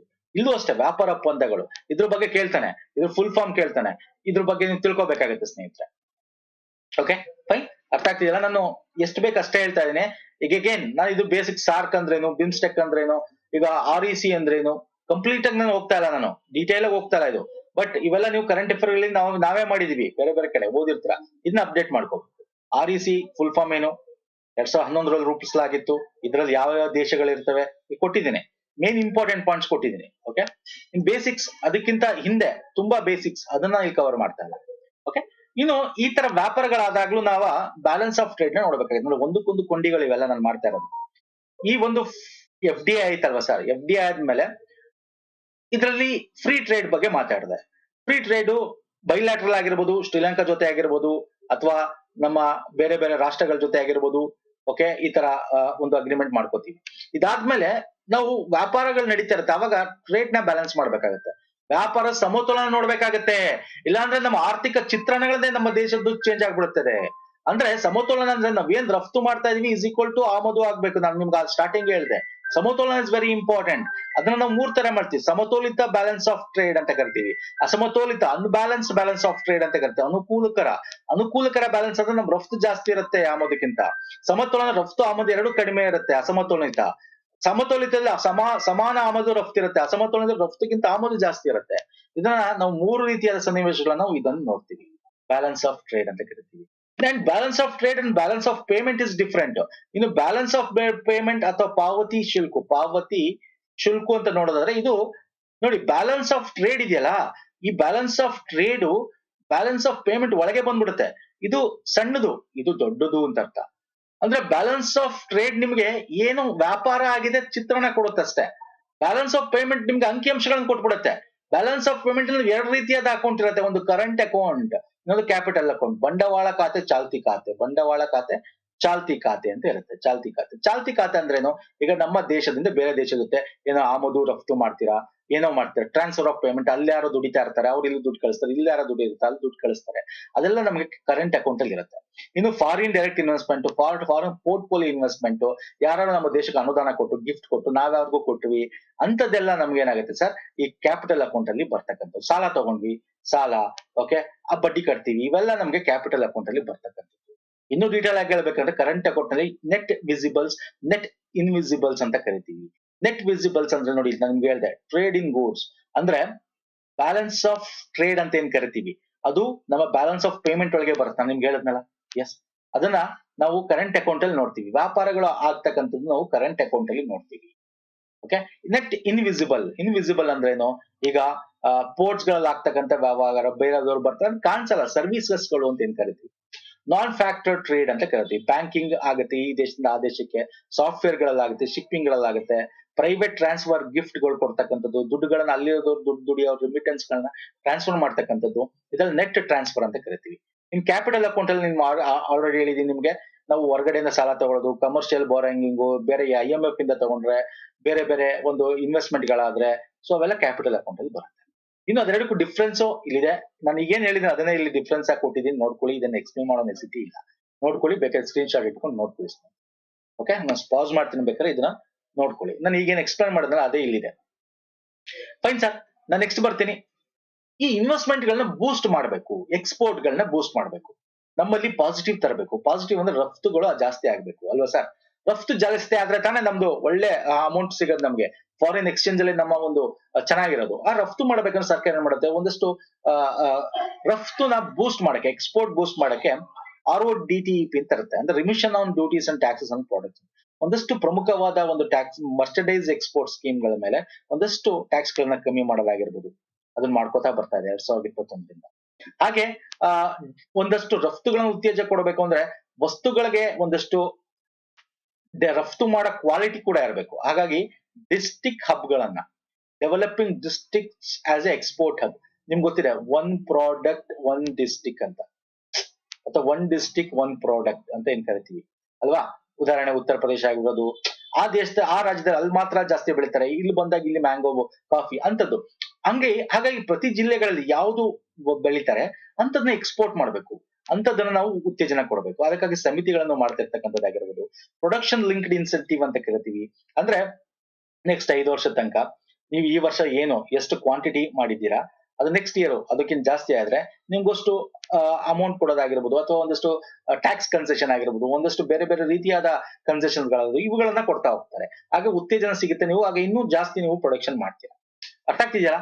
ಸೊ ಇವೆಲ್ಲ ಮಾಡೋದ್ ಜೊತೆಗೆ export promotion capital goods, promotion capital ಮಾಡಕ್ಕೋಸ್ಕರ ಈ ಒಂದು ಕ್ಯಾಪಿಟಲ್ ಗೂಡ್ಸ್ ನ ಅಂತಂದ್ರೆ ಬಂಡವಾಳ ಗೂಡ್ಸ್ ಗಳನ್ನ ಮಾಡಕ್ಕೋಸ್ಕರ ಒಂದು EPCG ಅಂತಕ್ಕಂಥ ಒಂದು ಫಾರಿನ್ ಟ್ರೇಡ್ ಪಾಲಿಸಿನ ಕೂಡ ತಂದಿದೆ. ಅದರಲ್ಲಿ ಏನಾಗುತ್ತೆ ಅಂದ್ರೆ ಇದನ್ನ ಒಂದಷ್ಟು ರಫ್ತುಗಳಿಗೆ ಏನೇನೋ ನಾವು ಮಾಡ್ಬೇಕಂದ್ರೆ ಒಂದಷ್ಟು ಇರುತ್ತಲ್ಲ, ಒಂದಷ್ಟು ಟ್ಯಾಕ್ಸ್ ಗಳಾಗಿರ್ಬೋದು, ಅದನ್ನ ಕಮ್ಮಿ ಮಾಡ್ತಾ ಬರ್ತದೆ. 90% 75% ಬಂದಿರುತ್ತೆ. ಓಕೆ, ಹಾಗಾಗಿ ಬೇರೆ ಬೇರೆ ರಫ್ತು ಯೋಜನೆಗಳು, ಮಾರುಕಟ್ಟೆ ಪ್ರವೇಶ ಉಪಕ್ರಮಗಳು, ಈ ತರ ಸಣ್ಣ ಪುಟ್ಟ ಒಂದಷ್ಟು ಯೋಜನೆಗಳನ್ನ ಸರ್ಕಾರ ಎಕ್ಸ್ಪೋರ್ಟ್ ಜಾಸ್ತಿ ಆಗಲಿ ಅಂತೇಳಿ ತಂದಿದೆ ಸ್ನೇಹಿತರೆ. ಇನ್ನು ಇದು ಬಿಟ್ಟು ಈ ಎಕ್ಸ್ಪೋರ್ಟ್ ಗಳು ಜಾಸ್ತಿ ಆಗ್ಬೇಕು ಅಂತ ಹೇಳಿ ನಮ್ಮ ಅಂದ್ರೆ ಫಾರಿನ್ ಡೈರೆಕ್ಟ್ ಇನ್ವೆಸ್ಟ್ ಗಳು ಆಗ್ಬೇಕು ಇಲ್ಲಿ, ಮತ್ತೆ ಎಕ್ಸ್ಪೋರ್ಟು ಆಗ್ಬೇಕು ಅಲ್ವಾ? ಅಂದ್ರೆ FDI ಜಾಸ್ತಿ ಆಗ್ಬೇಕು ಅನ್ನೋದಷ್ಟು ಕನ್ಸೆಷನ್ ಕೊಡಬೇಕು. ಎಕ್ಸ್ಪೋರ್ಟ್ ಮಾಡ್ಬೇಕು ಅಂದ್ರೆ ಈ ಕನ್ಸೆಷನ್ ಇಟ್ಕೊಂಡಾಗ ಇವ್ರಿಗೆ ಇಲ್ಲಿ ಒಂದು ತಯಾರಿ ಮಾಡೋದು ಕಾಸು ಕಮ್ಮಿ ಆದಾಗ ಎಕ್ಸ್ಪೋರ್ಟ್ ಮಾಡಕ್ಕೆ ಅವ್ರಿಗೆ ಈಸಿ ಆಗುತ್ತೆ. ಹೊರಗಡೆ ಎಕ್ಸ್ಪೋರ್ಟ್ ಮಾಡಿದಾಗ ಕಮ್ಮಿ ಕಾಸು, ಹೊರಗಡೆ ಜಾಸ್ತಿ ಕೊಂಡ್ಕೊಳ್ತಾರೆ, ಆಗ ಲಾಭ ಬರುತ್ತೆ. ಹಂಗಾಗಿ ಒಂದಷ್ಟು ಝೋನ್ಸ್ ಗಳನ್ನ ಕ್ರಿಯೇಟ್ ಮಾಡ್ತಾರೆ. ರಫ್ತು ಸಂಸ್ಕರಣಾ ವಲಯ ಅಂತ ನೋಡಿ, ರಫ್ತು ಸಂಸ್ಕರಣಾ ವಲಯ ಇದೆಯಲ್ಲ, ದಿಸ್ ಇಸ್ ಬ್ಯೂಟಿಫುಲ್. ರಫ್ತು ಸಂಸ್ಕರಣಾ ವಲಯ ಅಂತಂದ್ರೆ ಫ್ರೀ ಟ್ರೇಡ್ ಝೋನ್ ಅಂತ ಕರಿತೀವಿ. ಈಗ ಯಾವ್ದಾದ್ರು ಒಂದು ವಸ್ತು ಕಸ್ಟಮ್ಸ್ ನೋಡಿ, ಇಲ್ಲಿ ಕಸ್ಟಮ್ಸ್ ಹಾಕಲ್ಲ. ಈಗ ನಮ್ ದೇಶಕ್ಕೆ ಬಂತು ಸರ್, ಈಗ ಒಂದು ಪೋರ್ಟ್ ಬಂತು, ಪೋರ್ಟ್ ಅಲ್ಲಿ ಸುತ್ತಮುತ್ತ ಏನೋ ಇದೆ, ಅಲ್ಲೇ ಅದನ್ನ ಡೆವಲಪ್ ಮಾಡಿ ಹಂಗೆ ಕಳಿಸ್ತಾರೆ, ಇನ್ನೊಂದ್ ಕಡೆ ಎಕ್ಸ್ಪೋರ್ಟ್ ಮಾಡ್ತಾರೆ. ಅವಾಗ ಈ ಒಂದು ಕಸ್ಟಮ್ಸ್ ಇದೆಯಲ್ಲ, ಹ್ಯಾಂಡಲ್ಡ್, ಲ್ಯಾಂಡೆಡ್, ಮ್ಯಾನುಫ್ಯಾಕ್ಚರ್ಡ್ ಅಥವಾ ರೀ ಎಕ್ಸ್ಪೋರ್ಟ್ ಮಾಡ್ತೀವಲ್ಲ, ಅಲ್ಲೆಲ್ಲ ಈ ಒಂದು ಕಸ್ಟಮ್ಸ್ ಇಂಟರ್ವೆನ್ಷನ್ಸ್ ಗಳನ್ನ ತೆಗೆದಾಕ್ತಾರೆ. ಅರ್ಥ ಆಗ್ತಿದಿಲ್ಲ? ಅಲ್ಲೇ ಬರುತ್ತೆ, ಅಲ್ಲೇ ಎಳಿಯುತ್ತೆ. ಈಗ ಫಾರ್ ಎಕ್ಸಾಂಪಲ್ ನಾನು ನೋಡೋದಾದ್ರೆ ನಿಮ್ಗೆ ಹೇಳೋದಾದ್ರೆ, ಈಗ ನೋಡಿ, ಏಷ್ಯಾದಲ್ಲಿ ಮೊದಲ ರಫ್ತು ಉತ್ತೇಜನ ವಲಯನ ಕಾಂಡ್ಲಾದಲ್ಲಿ ನಾವು ಮಾಡ್ತೀವಿ. ಕಾಂಡ್ಲಾ, ಗುಜರಾತ್. ಏನಿಲ್ಲಿ ಆಗುತ್ತೆ ಅಂತಂದ್ರೆ, ಈಗ ಏನಾದ್ರು ವಸ್ತು ಬಂತು ಅಂದ್ರೆ, ಈಗ ಪೋರ್ಟ್ ಮುಖಾಂತರ ಬಂತು ಅಂದ್ರೆ, ಅಲ್ಲಿ ವಾಪಸ್ ಅದೇ ಪೋರ್ಟ್ ಮುಖಾಂತರ ಲ್ಯಾಂಡ್ ಮಾಡ್ತೀವಿ ಅಷ್ಟೇ. ಅಲ್ಲಿ ನಾವು ಕಸ್ಟಮ್ಸ್ ಹಾಕಲ್ಲ. ಏನ್ ಮಾಡ್ತೀವಿ, ಈಗ ಆ ಒಂದು ವಸ್ತು ಬಂತು, ಈಗ ಏನೋ A ಅಂತಕ್ಕಂಥದ್ದು, ಇನ್ನೊಂದು B ಅಂತ ಬಂತು, ಇದೆರಡನ್ನು ಅಲ್ಲೇನೆ A+B ಮಾಡಿದ್ರೆ ಒಂದು C ಅಂತಕ್ಕಂಥ ವಸ್ತು ಆಗುತ್ತೆ. ಅದನ್ನ ಎಕ್ಸ್ಪೋರ್ಟ್ ಮಾಡ್ತಕ್ಕಂಥದ್ದಾಗಿರ್ಬೋದು. ಅರ್ಥ ಆಗ್ತಿದೆಯಲ್ಲ? ಅಲ್ಲಿಂದ ಅಲ್ಲೇ ಮಾಡ್ತಕ್ಕಂಥದ್ದನ್ನ ಆ ಒಂದು ಝೋನ್ ಅಂತ ಮಾಡಿರ್ತೀವಿ. ಆ ಝೋನ್ ಅಂತ ಇದ್ದಾಗ ಅಲ್ಲೇನಾಗುತ್ತೆ, ನಾವು ಅದಕ್ ಬೇಕಾಗಿರ್ತಕ್ಕಂಥ ಕಸ್ಟಮ್ಸ್ ಗಳನ್ನ ಹಾಕಲ್ಲ. ಆ ಝೋನ್ ಒಳಗೆ ತಯಾರಾಗಿರುತ್ತೆ, ನಾವು ನಮ್ಮ ಒಳಗ್ ತರ್ತಾ ಇಲ್ಲ, ಅದನ್ನ ಎಕ್ಸ್ಪೋರ್ಟ್ ಮಾಡ್ತಾ ಇದೀವಿ. ಅರ್ಥ ಆಗ್ತಿಲ್ಲ? ಒಳಗ್ ತಂದಾಗ ಕಸ್ಟಮ್ ಬರುತ್ತೆ. ಈ ತರ ರಫ್ತು ಉತ್ತೇಜನ ಸಂಸ್ಕರಣಾ ವಲಯಗಳನ್ನ ಮಾಡ್ತಕ್ಕಂಥದ್ದು. ಇನ್ನೊಂದು SEZ, ಇದಂತೂ ನಿಮ್ಗೆ ಗೊತ್ತೇ ಇದೆ. 1965ರಲ್ಲಿ ನಾವು ಇದನ್ನ ಸ್ಟಾರ್ಟ್ ಮಾಡ್ಕೋತಾ ಬಂದ್ವಿ. 2000ದಲ್ಲಿ SEZ ನೀತಿಗಳನ್ನು ತಂದ್ವು. ಈ SEZ ಝೋನ್ಸ್ ಗಳನ್ನು ಬೆಂಗಳೂರುಗಳು ಅಲ್ಲಿ ಇಲ್ಲಿ ನೋಡ್ತಿರ್ತೇವೆ, ಸ್ಪೆಷಲ್ ಎಕನಾಮಿಕ್ ಝೋನ್ ಅಂತ ಸಾಫ್ಟ್ವೇರ್ ಕಂಪ್ನಿಗಳು SEZ ಝೋನ್ಸ್ ಗಳಲ್ಲಿ ಇರ್ತವೆ. ಅಂದ್ರೆ ಇದು ಮಾಡೋದ್ರಿಂದ ಏನಾಗುತ್ತೆ ಅಂದ್ರೆ, SEZ ಝೋನ್ ಬಂದಾಗ ಅಲ್ಲಿ FDI ಇನ್ವೆಸ್ಟ್ಮೆಂಟ್ ಜಾಸ್ತಿ ಬರುತ್ತೆ. ಯಾಕೆ ಬರುತ್ತೆ? ಇದ್ರಲ್ಲಿ 15 ವರ್ಷಗಳ ಪ್ರೋತ್ಸಾಹ ತೆರಿಗೆ ರಜೆಗಳನ್ನು ಕೊಡ್ತಾರೆ. 100% 5 ಒಂದು ತೆರಿಗೆ ವಿನಾಯಿತಿ 5 ವರ್ಷಗಳ ತನಕ ಇರುತ್ತೆ. ಆಮೇಲೆ 50% ಆಗುತ್ತೆ ನೆಕ್ಸ್ಟ್ 5 ವರ್ಷಗಳ ತನಕ ರಫ್ತುಗೋಸ್ಕರ ಮಾಡ್ತಕ್ಕಂತ ಈ ತೆರಿಗೆಗಳನ್ನ. ಹಾಗೆ 15 ವರ್ಷಗಳ ತನಕ ಒಂದಷ್ಟು ವಿನಾಯಿತಿಗಳನ್ನ ಕೊಡಲಾಗುತ್ತೆ. ಸೇವಾ ತೆರಿಗೆ, ಅಬಕಾರಿ ಸುಂಕ, ಮತ್ತೆ ಒಂದಷ್ಟು ಪವರ್ಗೆ ಸಂಬಂಧಪಟ್ಟಿರೋದು, ಭೂಮಿಗೆ ಸಂಬಂಧಪಟ್ಟಿರೋದು ಆಗಿರ್ಬೋದು. ಈ ತರ ಒಂದು ಹಣಕಾಸಿನ ಪ್ರೋತ್ಸಾಹಗಳ ಪ್ಯಾಕೇಜ್ಗಳು ನಾವು ಸ್ಪೆಷಲ್ ಎಕನಾಮಿಕ್ ಝೋನ್ ಅಲ್ಲಿ ಮಾಡ್ತೀವಿ. ಇದು ಬರೀ ಸಾಫ್ಟ್ವೇರ್ ಒಂದೇ ಅಲ್ಲ, ಒಂದಷ್ಟು ನಿಮ್ಗೆ ಕೈಗಾರಿಕೆಗಳಲ್ಲೂ ಕೂಡ ಇವಾಗ ಅದು ನಡೀತಾ ಇದೆ, ಬರ್ತಾ ಇದೆ. ಕೈಗಾರಿಕೆಗಳನ್ನು ಕೂಡ ಸ್ಪೆಷಲ್ ಎಕನಾಮಿಕ್ ಝೋನ್ ಗಳನ್ನ ಮಾಡ್ತಾ ಇದ್ದಾರೆ. ಓಕೆ, ಅಂದ್ರೆ ಫ್ಯಾಕ್ಟರೀಸ್ ಗಳಲ್ಲಿ. ಸೊ ಇವೆಲ್ಲ ಇದರಿಂದ ಏನಾಗುತ್ತೆ, ಇನ್ವೆಸ್ಟ್ಮೆಂಟ್ ಆಗುತ್ತೆ, ಎಕ್ಸ್ಪೋರ್ಟ್ ಆಗುತ್ತೆ. ಅರ್ಥ ಆಗ್ತಿದ್ದೀರಾ ನಾನು ಹೇಳ್ತಾ ಇರೋದು? ಇವೆಲ್ಲ ಎಕ್ಸಾಮ್ ಅಲ್ಲಿ ನಿಮ್ಗೆ ಇನ್ಸ್ಟಿಟ್ಯೂಷನಲ್ ಸ್ಪೆಷಲ್ ಎಕನಾಮಿಕ್ ಝೋನ್ ಬಗ್ಗೆ ಕೇಳಿದ್ದಾನೆ. ಮತ್ತೆ ಎಕ್ಸ್ಪೋರ್ಟ್ ಪ್ರಮೋಷನ್ ಕೌನ್ಸಿಲ್ EPC ಬನ್ನ ಕೊಟ್ಟಿದ್ದಾನೆ, ಸಿಲೆಬಸ್ ಅಲ್ಲಿ ಇದೆ ನೋಡಿ ಬೇಕಾದ್ರೆ. ಎಕ್ಸಿಮ್ ಇದೆ, EPC ಇದೆ. ಓಕೆ, ರಫ್ತು ಪ್ರಚಾರ ಮಂಡಳಿಗಳು ಅಂದ್ರೆ ಇದು ಎಗೇನ್ ರಫ್ತು ನೀತಿಗಳನ್ನ ಮಾಡುತ್ತೆ ಸ್ನೇಹಿತರೆ. ರಫ್ತುನ ಏನೇನ್ ಮಾಡ್ಬೇಕು, ಹೆಂಗ್ ಮಾಡ್ಬೇಕು, ಅದ್ರ ಬಗ್ಗೆ ಇದು ಕಾನ್ಸಂಟ್ರೇಟ್ ಮಾಡುತ್ತೆ. ರಿಜಿಸ್ಟ್ರೇಷನ್ ಗಳು ಹೆಂಗ್ ಮಾಡ್ಬೇಕು, ಆತರ ಇದು ಕೆಲಸಗಳನ್ನ ಮಾಡ್ತಕ್ಕಂಥದ್ದು. ಅಂದ್ರೆ ಉತ್ಪನ್ನಗಳು, ಮಾರುಕಟ್ಟೆಗಳನ್ನು ಬ್ರ್ಯಾಂಡ್ ಗಳನ್ನಾಗಿ ಪರಿವರ್ತಿಸಿ ಅಲ್ಲಿಂದ ಬರ್ತಕ್ಕಂಥ ಸ್ಪರ್ಧಾತ್ಮಕಗಳನ್ನು ಹೆಚ್ಚಿಸಲು ಇದು ಕೆಲಸ ಮಾಡುತ್ತೆ. ನೀವು ಸುಮ್ನೆ ಹೋಗ್ಬಿಡ್ಬೇಕು. ಈಗ ಹತ್ತಿಗೆ ನಾವು ಏನಂತ ಹೆಸರು ಕೊಟ್ಟಿದ್ವಿ, ಹತ್ತಿಗೆ ನಮ್ಮ ಭಾರತದ ಹತ್ತಿಗೆ ಹೇಳ್ತೀರಾ, ಕಸ್ತೂರಿ ಅಂತ ಒಂದು ಬ್ರ್ಯಾಂಡ್ ಮಾಡಿದೀವಿ ಹತ್ತಿಗೆ. ಅವಾಗ ನಮ್ಮ ಭಾರತದ ಹತ್ತಿ ಎಕ್ಸ್ಪೋರ್ಟ್ ಆದಾಗ ಏನಾಗುತ್ತೆ, ಕಸ್ತೂರಿ ಬ್ರ್ಯಾಂಡ್ ಅಂದ್ರೆ ಭಾರತದ ಹತ್ತಿ. ಅರ್ಥ ಆಗ್ತಿಲ್ಲ? ಹಿಂಗೆ ಬ್ರ್ಯಾಂಡ್ ಗಳು ಕ್ರಿಯೇಟ್ ಮಾಡ್ಬೇಕು, ಅವಾಗ ಅದು ಐಡೆಂಟಿಫೈ ಆಗಕ್ಕೆ ಸಾಧ್ಯ. ಇಲ್ಲಾಂದ್ರೆ ನಮ್ಮ ಒಂದು ಇದ್ರಲ್ಲಿ ಬೇರೆ ಬೇರೆ ಏನೋ ಮಾಡಕ್ ಸಾಧ್ಯ ಆಗುತ್ತೆ ಅಂತದ್ದು. ಸೊ ಹಾಗಾಗಿ ಇಂಥ ಕೆಲಸಗಳು ಎಕ್ಸ್ಪೋರ್ಟ್ ಪ್ರಮೋಷನ್ ಕೌನ್ಸಿಲ್ಗಳು ಮಾಡ್ತಾ ಇದ್ದಾವೆ. ಹಾಗೆ EUs ಅಂತ ಇದೆ, ಎಕ್ಸ್ಪೋರ್ಟ್ ಓರಿಯೆಂಟೆಡ್ ಯೂನಿಟ್ಸ್ ಗಳು ಅಂತ. ಅಂದ್ರೆ ಒಂದೊಂದಕ್ಕೆ ಒಂದೊಂದು ಎಕ್ಸ್ಪೋರ್ಟ್ ಓರಿಯೆಂಟೆಡ್ ಯೂನಿಟ್ಸ್ ಗಳನ್ನ ಮಾಡ್ತಾ ಬರ್ತಾ ಇದ್ದಾರೆ. ಅಂದ್ರೆ ಬೋರ್ಡ್ ಆಫ್ ಅಪ್ರೂವಲ್, ಅಂದ್ರೆ ಎಕ್ಸ್ಪೋರ್ಟ್ ಮಾಡ್ಬೇಕಾದ್ರೆ ಒಂದೊಂದಕ್ಕೆ ಒಂದೊಂದು ಸ್ಟೇಜ್ ಗಳು ಇರ್ತವೆ. ಅಪ್ರೂವಲ್ ಕೊಡ್ತಕ್ಕಂಥದ್ದು, ಲೈಸೆನ್ಸ್ ಕೊಡ್ತಕ್ಕಂಥದ್ದು, ಬೇರೆ ಬೇರೆ ರೀತಿಯಾದ ಒಂದು ಈಗ ಏನಾದ್ರು ಡಿಸ್ಪ್ಯೂಟ್ ಆದ್ರೆ ಅದಕ್ಕೆ ಸಂಬಂಧಪಟ್ಟಂತೆ ಕೋರ್ಟ್ಗಳಾಗಿರ್ಬೋದು, ಬೇರೆ ಬೇರೆ ಕ್ವಶನ್ಸ್ ಗಳಾದ್ರೆ ಆಡಿಟ್ ಬಗ್ಗೆ, ಟ್ಯಾಕ್ಸ್ ಬಗ್ಗೆ ಆಗಿರ್ಬೋದು, ಇವುಗಳನ್ನೆಲ್ಲ ಎಕ್ಸ್ಪೋರ್ಟ್ ಓರಿಯೆಂಟೆಡ್ ಯೂನಿಟ್ಸ್ ಒಂದೊಂದು ಯೂನಿಟ್ಸ್ ಮಾಡಿ ಬೇಗ ಬೇಗ ಒಂದು ಈ ಡಿಸ್ಪ್ಯೂಟ್ ಗಳ ಬಗ್ಗೆ ಎರಿಯೋದು, ಬೇಗ ಬೇಗ ಅಪ್ರೂವಲ್ ಸಿಗೋದು, ಇವೆಲ್ಲ ಮಾಡ್ತಾ ಇದ್ದಾವೆ. ಇವೆಲ್ಲ ಎಕ್ಸಾಮ್ ಅಲ್ಲಿ ಇದೆ ನೋಡಿ. ಇದೆ ಏನು ಅಂತ ಕೇಳ್ತಾನೆ ಎಕ್ಸಾಮ್ ಅಲ್ಲಿ, ನೀವು ಬರಿಬೇಕಾಗುತ್ತೆ. ಇದು ಫುಲ್ ಫಾರ್ಮ್ ಕೇಳ್ಬೋದು. ಓಕೆ, ಬರಿಬೇಕಾಗುತ್ತೆ. Fine sir. ಅದೇ ರೀತಿ ನಮ್ಮ ECGC ಇದೆ, ಎಕ್ಸ್ಪೋರ್ಟ್ ಕ್ರೆಡಿಟ್ ಗ್ಯಾರಂಟಿ ಕಾರ್ಪೊರೇಷನ್. ನೋಡಿ, export credit guarantee corporation credit guarantee ಕೊಡ್ತಾರೆ ಸರ್ ನಿಮ್ಗೆ. ಎಕ್ಸ್ಪೋರ್ಟ್ ಮಾಡಕ್ ಹೋದಾಗ ನಿಮ್ಗೆ ದುಡ್ಡಿರಲ್ಲ ಎಕ್ಸ್ಪೋರ್ಟ್ ಮಾಡ್ಬೇಕಾರೆ, ಅಂದ್ರೆ ನಿಮ್ಮ ಅದೇ ಒಂದಷ್ಟು ಪರ್ಸೆಂಟ್ ಟ್ಯಾಕ್ಸ್ ಅಂತ ಕಟ್ಟಬೇಕಾಗತ್ತೆ. ಅಥವಾ ಇಲ್ಲಿಂದ ಕಳ್ಸೋದು ಅಲ್ಲಿ ಪರ್ಚೇಸ್ ಆದ್ಮೇಲೆ ನಿಮ್ಗೆ ದುಡ್ಡು ಬಂದ್ ಸೇರತ್ತೆ. ಅವಾಗ ನಿಮ್ಗೆ ಆ ದುಡ್ಡು ಬೇಕಲ್ಲ, ಆ ದುಡ್ಡು ಆ ಗ್ಯಾರಂಟಿಗೋಸ್ಕರ ಬ್ಯಾಂಕ್ ಗ್ಯಾರಂಟಿ ಕೊಡೋದು. ಓಕೆ, ಬ್ಯಾಂಕ್ಗಳ ಕ್ರೆಡಿಟ್ ರಿಸ್ಕ್ ತಗೊಳ್ಳೋದು. ನೀವು ಸಾಲ ತಗೊಂಡು ಕಳಿಸಿರ್ತೀರಾ, ಅದಕ್ಕೆ ಗ್ಯಾರಂಟಿ ಕೊಡಬೇಕು, ECGC ಗಳು ಕೊಡ್ತವೆ. ಸರ್ಕಾರದ್ದು ಆತರ ಪ್ರೈವೇಟ್ ಗಳು ಇವೆ, ಬ್ಯಾಂಕ್ಗಳು ಇವೆ, ಬ್ಯಾಂಕ್ಗಳು ಕೂಡ ಗ್ಯಾರಂಟಿಗಳು ಇರ್ತವೆ. ಓಕೆ, ಇದನ್ನ 1957ರಲ್ಲಿ ಸ್ಥಾಪಿಸಲಾಗುತ್ತೆ. ಇದು ನಮ್ಮ ವಾಣಿಜ್ಯ ಮತ್ತು ಕೈಗಾರಿಕಾ ಸಚಿವಾಲಯದ ಅಡಿಯಲ್ಲಿ ಬರುತ್ತೆ. ಓಕೆ, ಸೊ ಏನೇನ್ ಮಾಡುತ್ತಪ್ಪ ಇದು ಅಂತಂದ್ರೆ, ಈಗ ಪ್ರಮಾಣಿತ ನೀತಿಗಳನ್ನು, ಸ್ಟ್ಯಾಂಡರ್ಡ್ ಪಾಲಿಸಿ ಕೊಡುತ್ತಿದ್ದು ಎಂತದಿರ್ಬೇಕು, ಎಕ್ಸ್ಪೋರ್ಟ್ ಪಾಲಿಸಿಗಳನ್ನ ಕೊಡುತ್ತೆ, ಗ್ಯಾರಂಟಿಗಳನ್ನ ಕೊಡುತ್ತೆ. ಈ ತರ ಸ್ಮಾಲ್ ಆಗಿರ್ತಕ್ಕಂತ ಒಂದು ಪಾಲಿಸಿಗಳನ್ನ ಇದು ಮಾಡ್ಕೊಂಡು ಅದ್ರ ತರ ಉತ್ತೇಜನ ಇದು ಕೊಡ್ತಕ್ಕಂಥದ್ದು ಯಾವುದು, ECGC. Fine sir. ಹಾಗೆ ಎಕ್ಸಿಮ್ ಬ್ಯಾಂಕ್ ಅಂತ ಕೂಡ ಇದೆ. ಎಕ್ಸಿಮ್ ಬ್ಯಾಂಕ್ ಬಗ್ಗೆ ನಿಮ್ಗೆ ಗೊತ್ತೇ ಇದೆ, ಇಂಪೋರ್ಟ್ ಎಕ್ಸ್ಪೋರ್ಟ್ ಬ್ಯಾಂಕ್ 1982ರಲ್ಲಿ ಬರುತ್ತಿದ್ದು. ಇದು ನಿಮಗೆ ಈ ದೇಶದಲ್ಲೊಂದೇ ಅಂತಲ್ಲ, ಹೊರ ದೇಶಗಳಲ್ಲೂ ಕೂಡ ಇನ್ವೆಸ್ಟ್ಮೆಂಟ್ ಗಳಿಗೆ, ಇಂಪೋರ್ಟ್ ಎಕ್ಸ್ಪೋರ್ಟ್ ಗಳು ನೀವು ಮಾಡಿ ಅಲ್ಲಿ ಸ್ಥಾಪನೆ ಮಾಡ್ಬೇಕಂದಾಗ ಅಲ್ಲೂ ಕೂಡ ದುಡ್ಡುಗಳನ್ನ ಕೊಡುತ್ತೆ. ಹೊರ ದೇಶದಿಂದ ಇಲ್ಲಿಗೆ ಬರ್ಬೇಕಂದ್ರೂ ಕೂಡ ಇಂಪೋರ್ಟ್ ಎಕ್ಸ್ಪೋರ್ಟ್ ಅಂತ ಅದಕ್ಕೆ ಇರೋದು. ಓಕೆ, ಅವ್ರಿಗೂ ಕೂಡ ಇಲ್ಲಿ ದುಡ್ಡು ಕೊಡುತ್ತೆ. 1981ರ ಕಾಯ್ದೆಯ ಮುಖಾಂತರ ಇದನ್ನ ಎಕ್ಸಿಮ್ ಆಕ್ಟ್ ಅಂತ ಹೇಳಿ ಇದನ್ನ ನಾವು ಜಾರಿಗೆ ತರ್ತೀವಿ. ಇದು ಅಷ್ಟೇ, ನಿಮ್ಗೆ ರಫ್ತು ಬೇಕಾಗಿರ್ತಕ್ಕಂಥ ಕ್ರೆಡಿಟ್ಗಳು, ದುಡ್ಡುಗಳು, pre shipment credit, post shipment credit, ಅಂದ್ರೆ ಒಂದೊಂದಾದ್ಮೇಲೆ ಶಿಪ್ಮೆಂಟ್ ಆದ್ಮೇಲೆ ಇಷ್ಟು ದುಡ್ಡು. ಈಗ ಬ್ಯಾಂಕ್ ನೀವು ಸಹ ಮನೆ ಕಟ್ಟ ತಗೊಂಡು ಇಷ್ಟು ಕಟ್ಟಿದಾಗ ಇಷ್ಟು ಕಟ್ಟಿದಾಗ ಇಷ್ಟು ದುಡ್ಡು ಕೊಡ್ತಾರಲ್ಲ, ಹಂಗೆ ನಿಮ್ಗೆ ಈ ಒಂದು ಎಕ್ಸ್ಪೋರ್ಟ್ ಮಾಡ್ಬೇಕಾದ್ರೆ, ಇಂಪೋರ್ಟ್ ಮಾಡ್ಬೇಕಾದ್ರೆ ಇಷ್ಟು ಬಂದಾಗ ಇಷ್ಟು ದುಡ್ಡು ಕಟ್ಟಬೇಕು. ಇವೆಲ್ಲ ನಿಮ್ಗೆ ದುಡ್ಡುಗಳನ್ನ, ಸಹಾಯಧನಗಳನ್ನ, ದುಡ್ಡುಗಳನ್ನ ಕೊಡ್ತಕ್ಕಂಥ. ಆಮೇಲೆ ನಿಮ್ಗೆ ಕಂಪ್ಲೀಟ್ ದುಡ್ಡು ಬಂದು ನೀವು ತೀರಿಸ್ತೀರಾ ಅದಕ್ಕೆ. ಓಕೆ, ಇಂಟ್ರೆಸ್ಟ್ ಇದೆಯೋ, ಇಂಟ್ರೆಸ್ಟ್ ನಿಮ್ಗೆ ಎಷ್ಟು ಕೊಡಬಹುದು, ಆತರ ಇದನ್ನ ತೀರಿಸ್ತದೆ. ಅಥವಾ ಗ್ಯಾರಂಟಿಗಳು ಬೇಕಾಗುತ್ತೆ, ಗ್ಯಾರಂಟೀಸ್ ಗಳನ್ನ ಬೇಕಾಗುತ್ತೆ, ಇವೆಲ್ಲ ಕೊಡ್ತವೆ ಇದು. ಆಯ್ತಾ? Fine sir. ನಾನು ಹೇಳ್ದೆ ನಿಮ್ಗೆ ಏನೇನ್ ಕೊಡುತ್ತೆ. ಲೈನ್ಸ್ ಆಫ್ ಕ್ರೆಡಿಟ್ ಕೊಡುತ್ತೆ Exim bank. Lines of credit ಅಂದ್ರೆ ಏನಲ್ಲಿ, ನಿಮಗೆ ಸಾಗರೋತ್ತರ ನೀವು ಶಿಫ್ಟ್ ಮಾಡ್ಬೇಕಾದ್ರೆ ಗ್ಯಾರಂಟೀಸ್ ಗಳು ಇರ್ಬೇಕಲ್ಲಿ. ಓಕೆ, ಬ್ಯಾಂಕ್ ಗ್ಯಾರಂಟಿ ಮೋಸ ಮಾಡೋದಾದಾಗ ಅದು ತನ್ನ ಗ್ಯಾರಂಟಿ ವಹಿಸ್ಕೊಂಡಿರುತ್ತೆ. ಓಕೆ, ಸೊ ಇದೇ ತರ ಆಗಿದೆ ನೀರವ್ ಮೋದಿ ಕೇಸಲ್ಲಿ.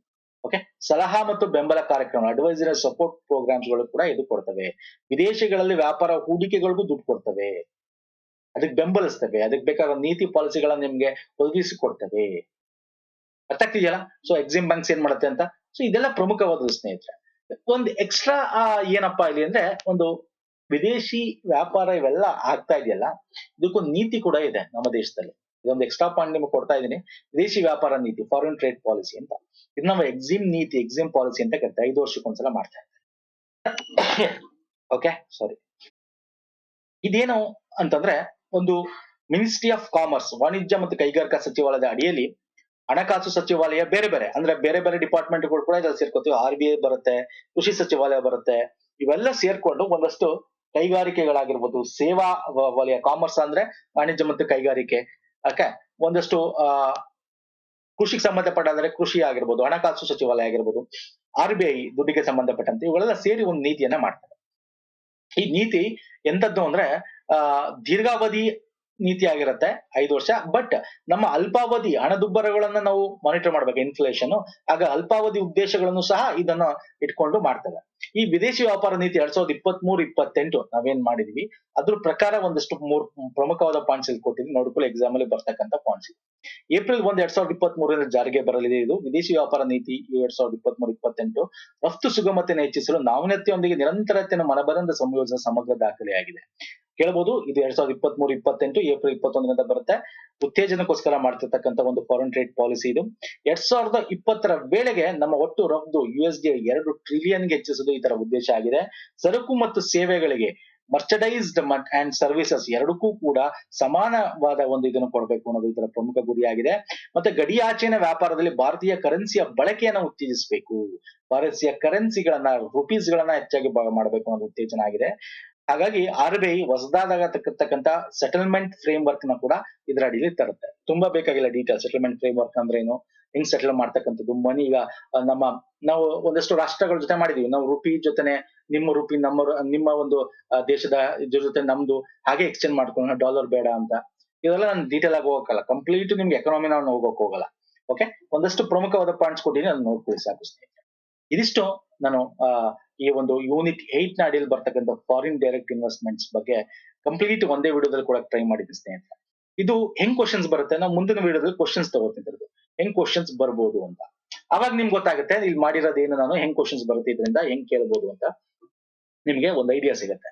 ಒಂದಷ್ಟು ನಿಮ್ಗೆ ಐಡಿಯಾ ಕೊಡ್ತಾ ಹೋಗ್ತೀನಿ ಇದು ಹೆಂಗ್ ಬರುತ್ತೆ ಅಂತ. ಯಾಕಂದ್ರೆ ತುಂಬಾ ಜನ ಕಮೆಂಟ್ ಮಾಡ್ತಾರೆ ಇದು ಕಂಪ್ಲೀಟ್ ಮಾಡಕ್ ಆಗಲ್ಲ ಸ್ನೇಹಿತರೆ before the exam syllabus. But ಆದಷ್ಟು ನಾನು ವಿಡಿಯೋಗಳು ಮಾಡಿ ನಿಮಗೆ ಮುಗಿಸ್ಕೊಡಕ್ಕೆ ಎಷ್ಟಾಗುತ್ತೆ ಅಷ್ಟು ಮಾಡಕ್ ಟ್ರೈ ಮಾಡ್ತೀನಿ. ಮತ್ತೆ ಹೆಂಗ್ ಕ್ವಶನ್ಸ್ ಬರುತ್ತೆ ಅಂತ ಕ್ವಶನ್ಸ್ ಗಳು ತಗೋತೀನಿ ಮುಂದಿನ ವಿಡಿಯೋದಲ್ಲಿ. ಅವಾಗ ನಿಮ್ಗೆ ಇದ್ರದ್ದು ಒಂದು ಕಾನ್ಸೆಪ್ಟ್ ಅರ್ಥ ಆಗುತ್ತೆ.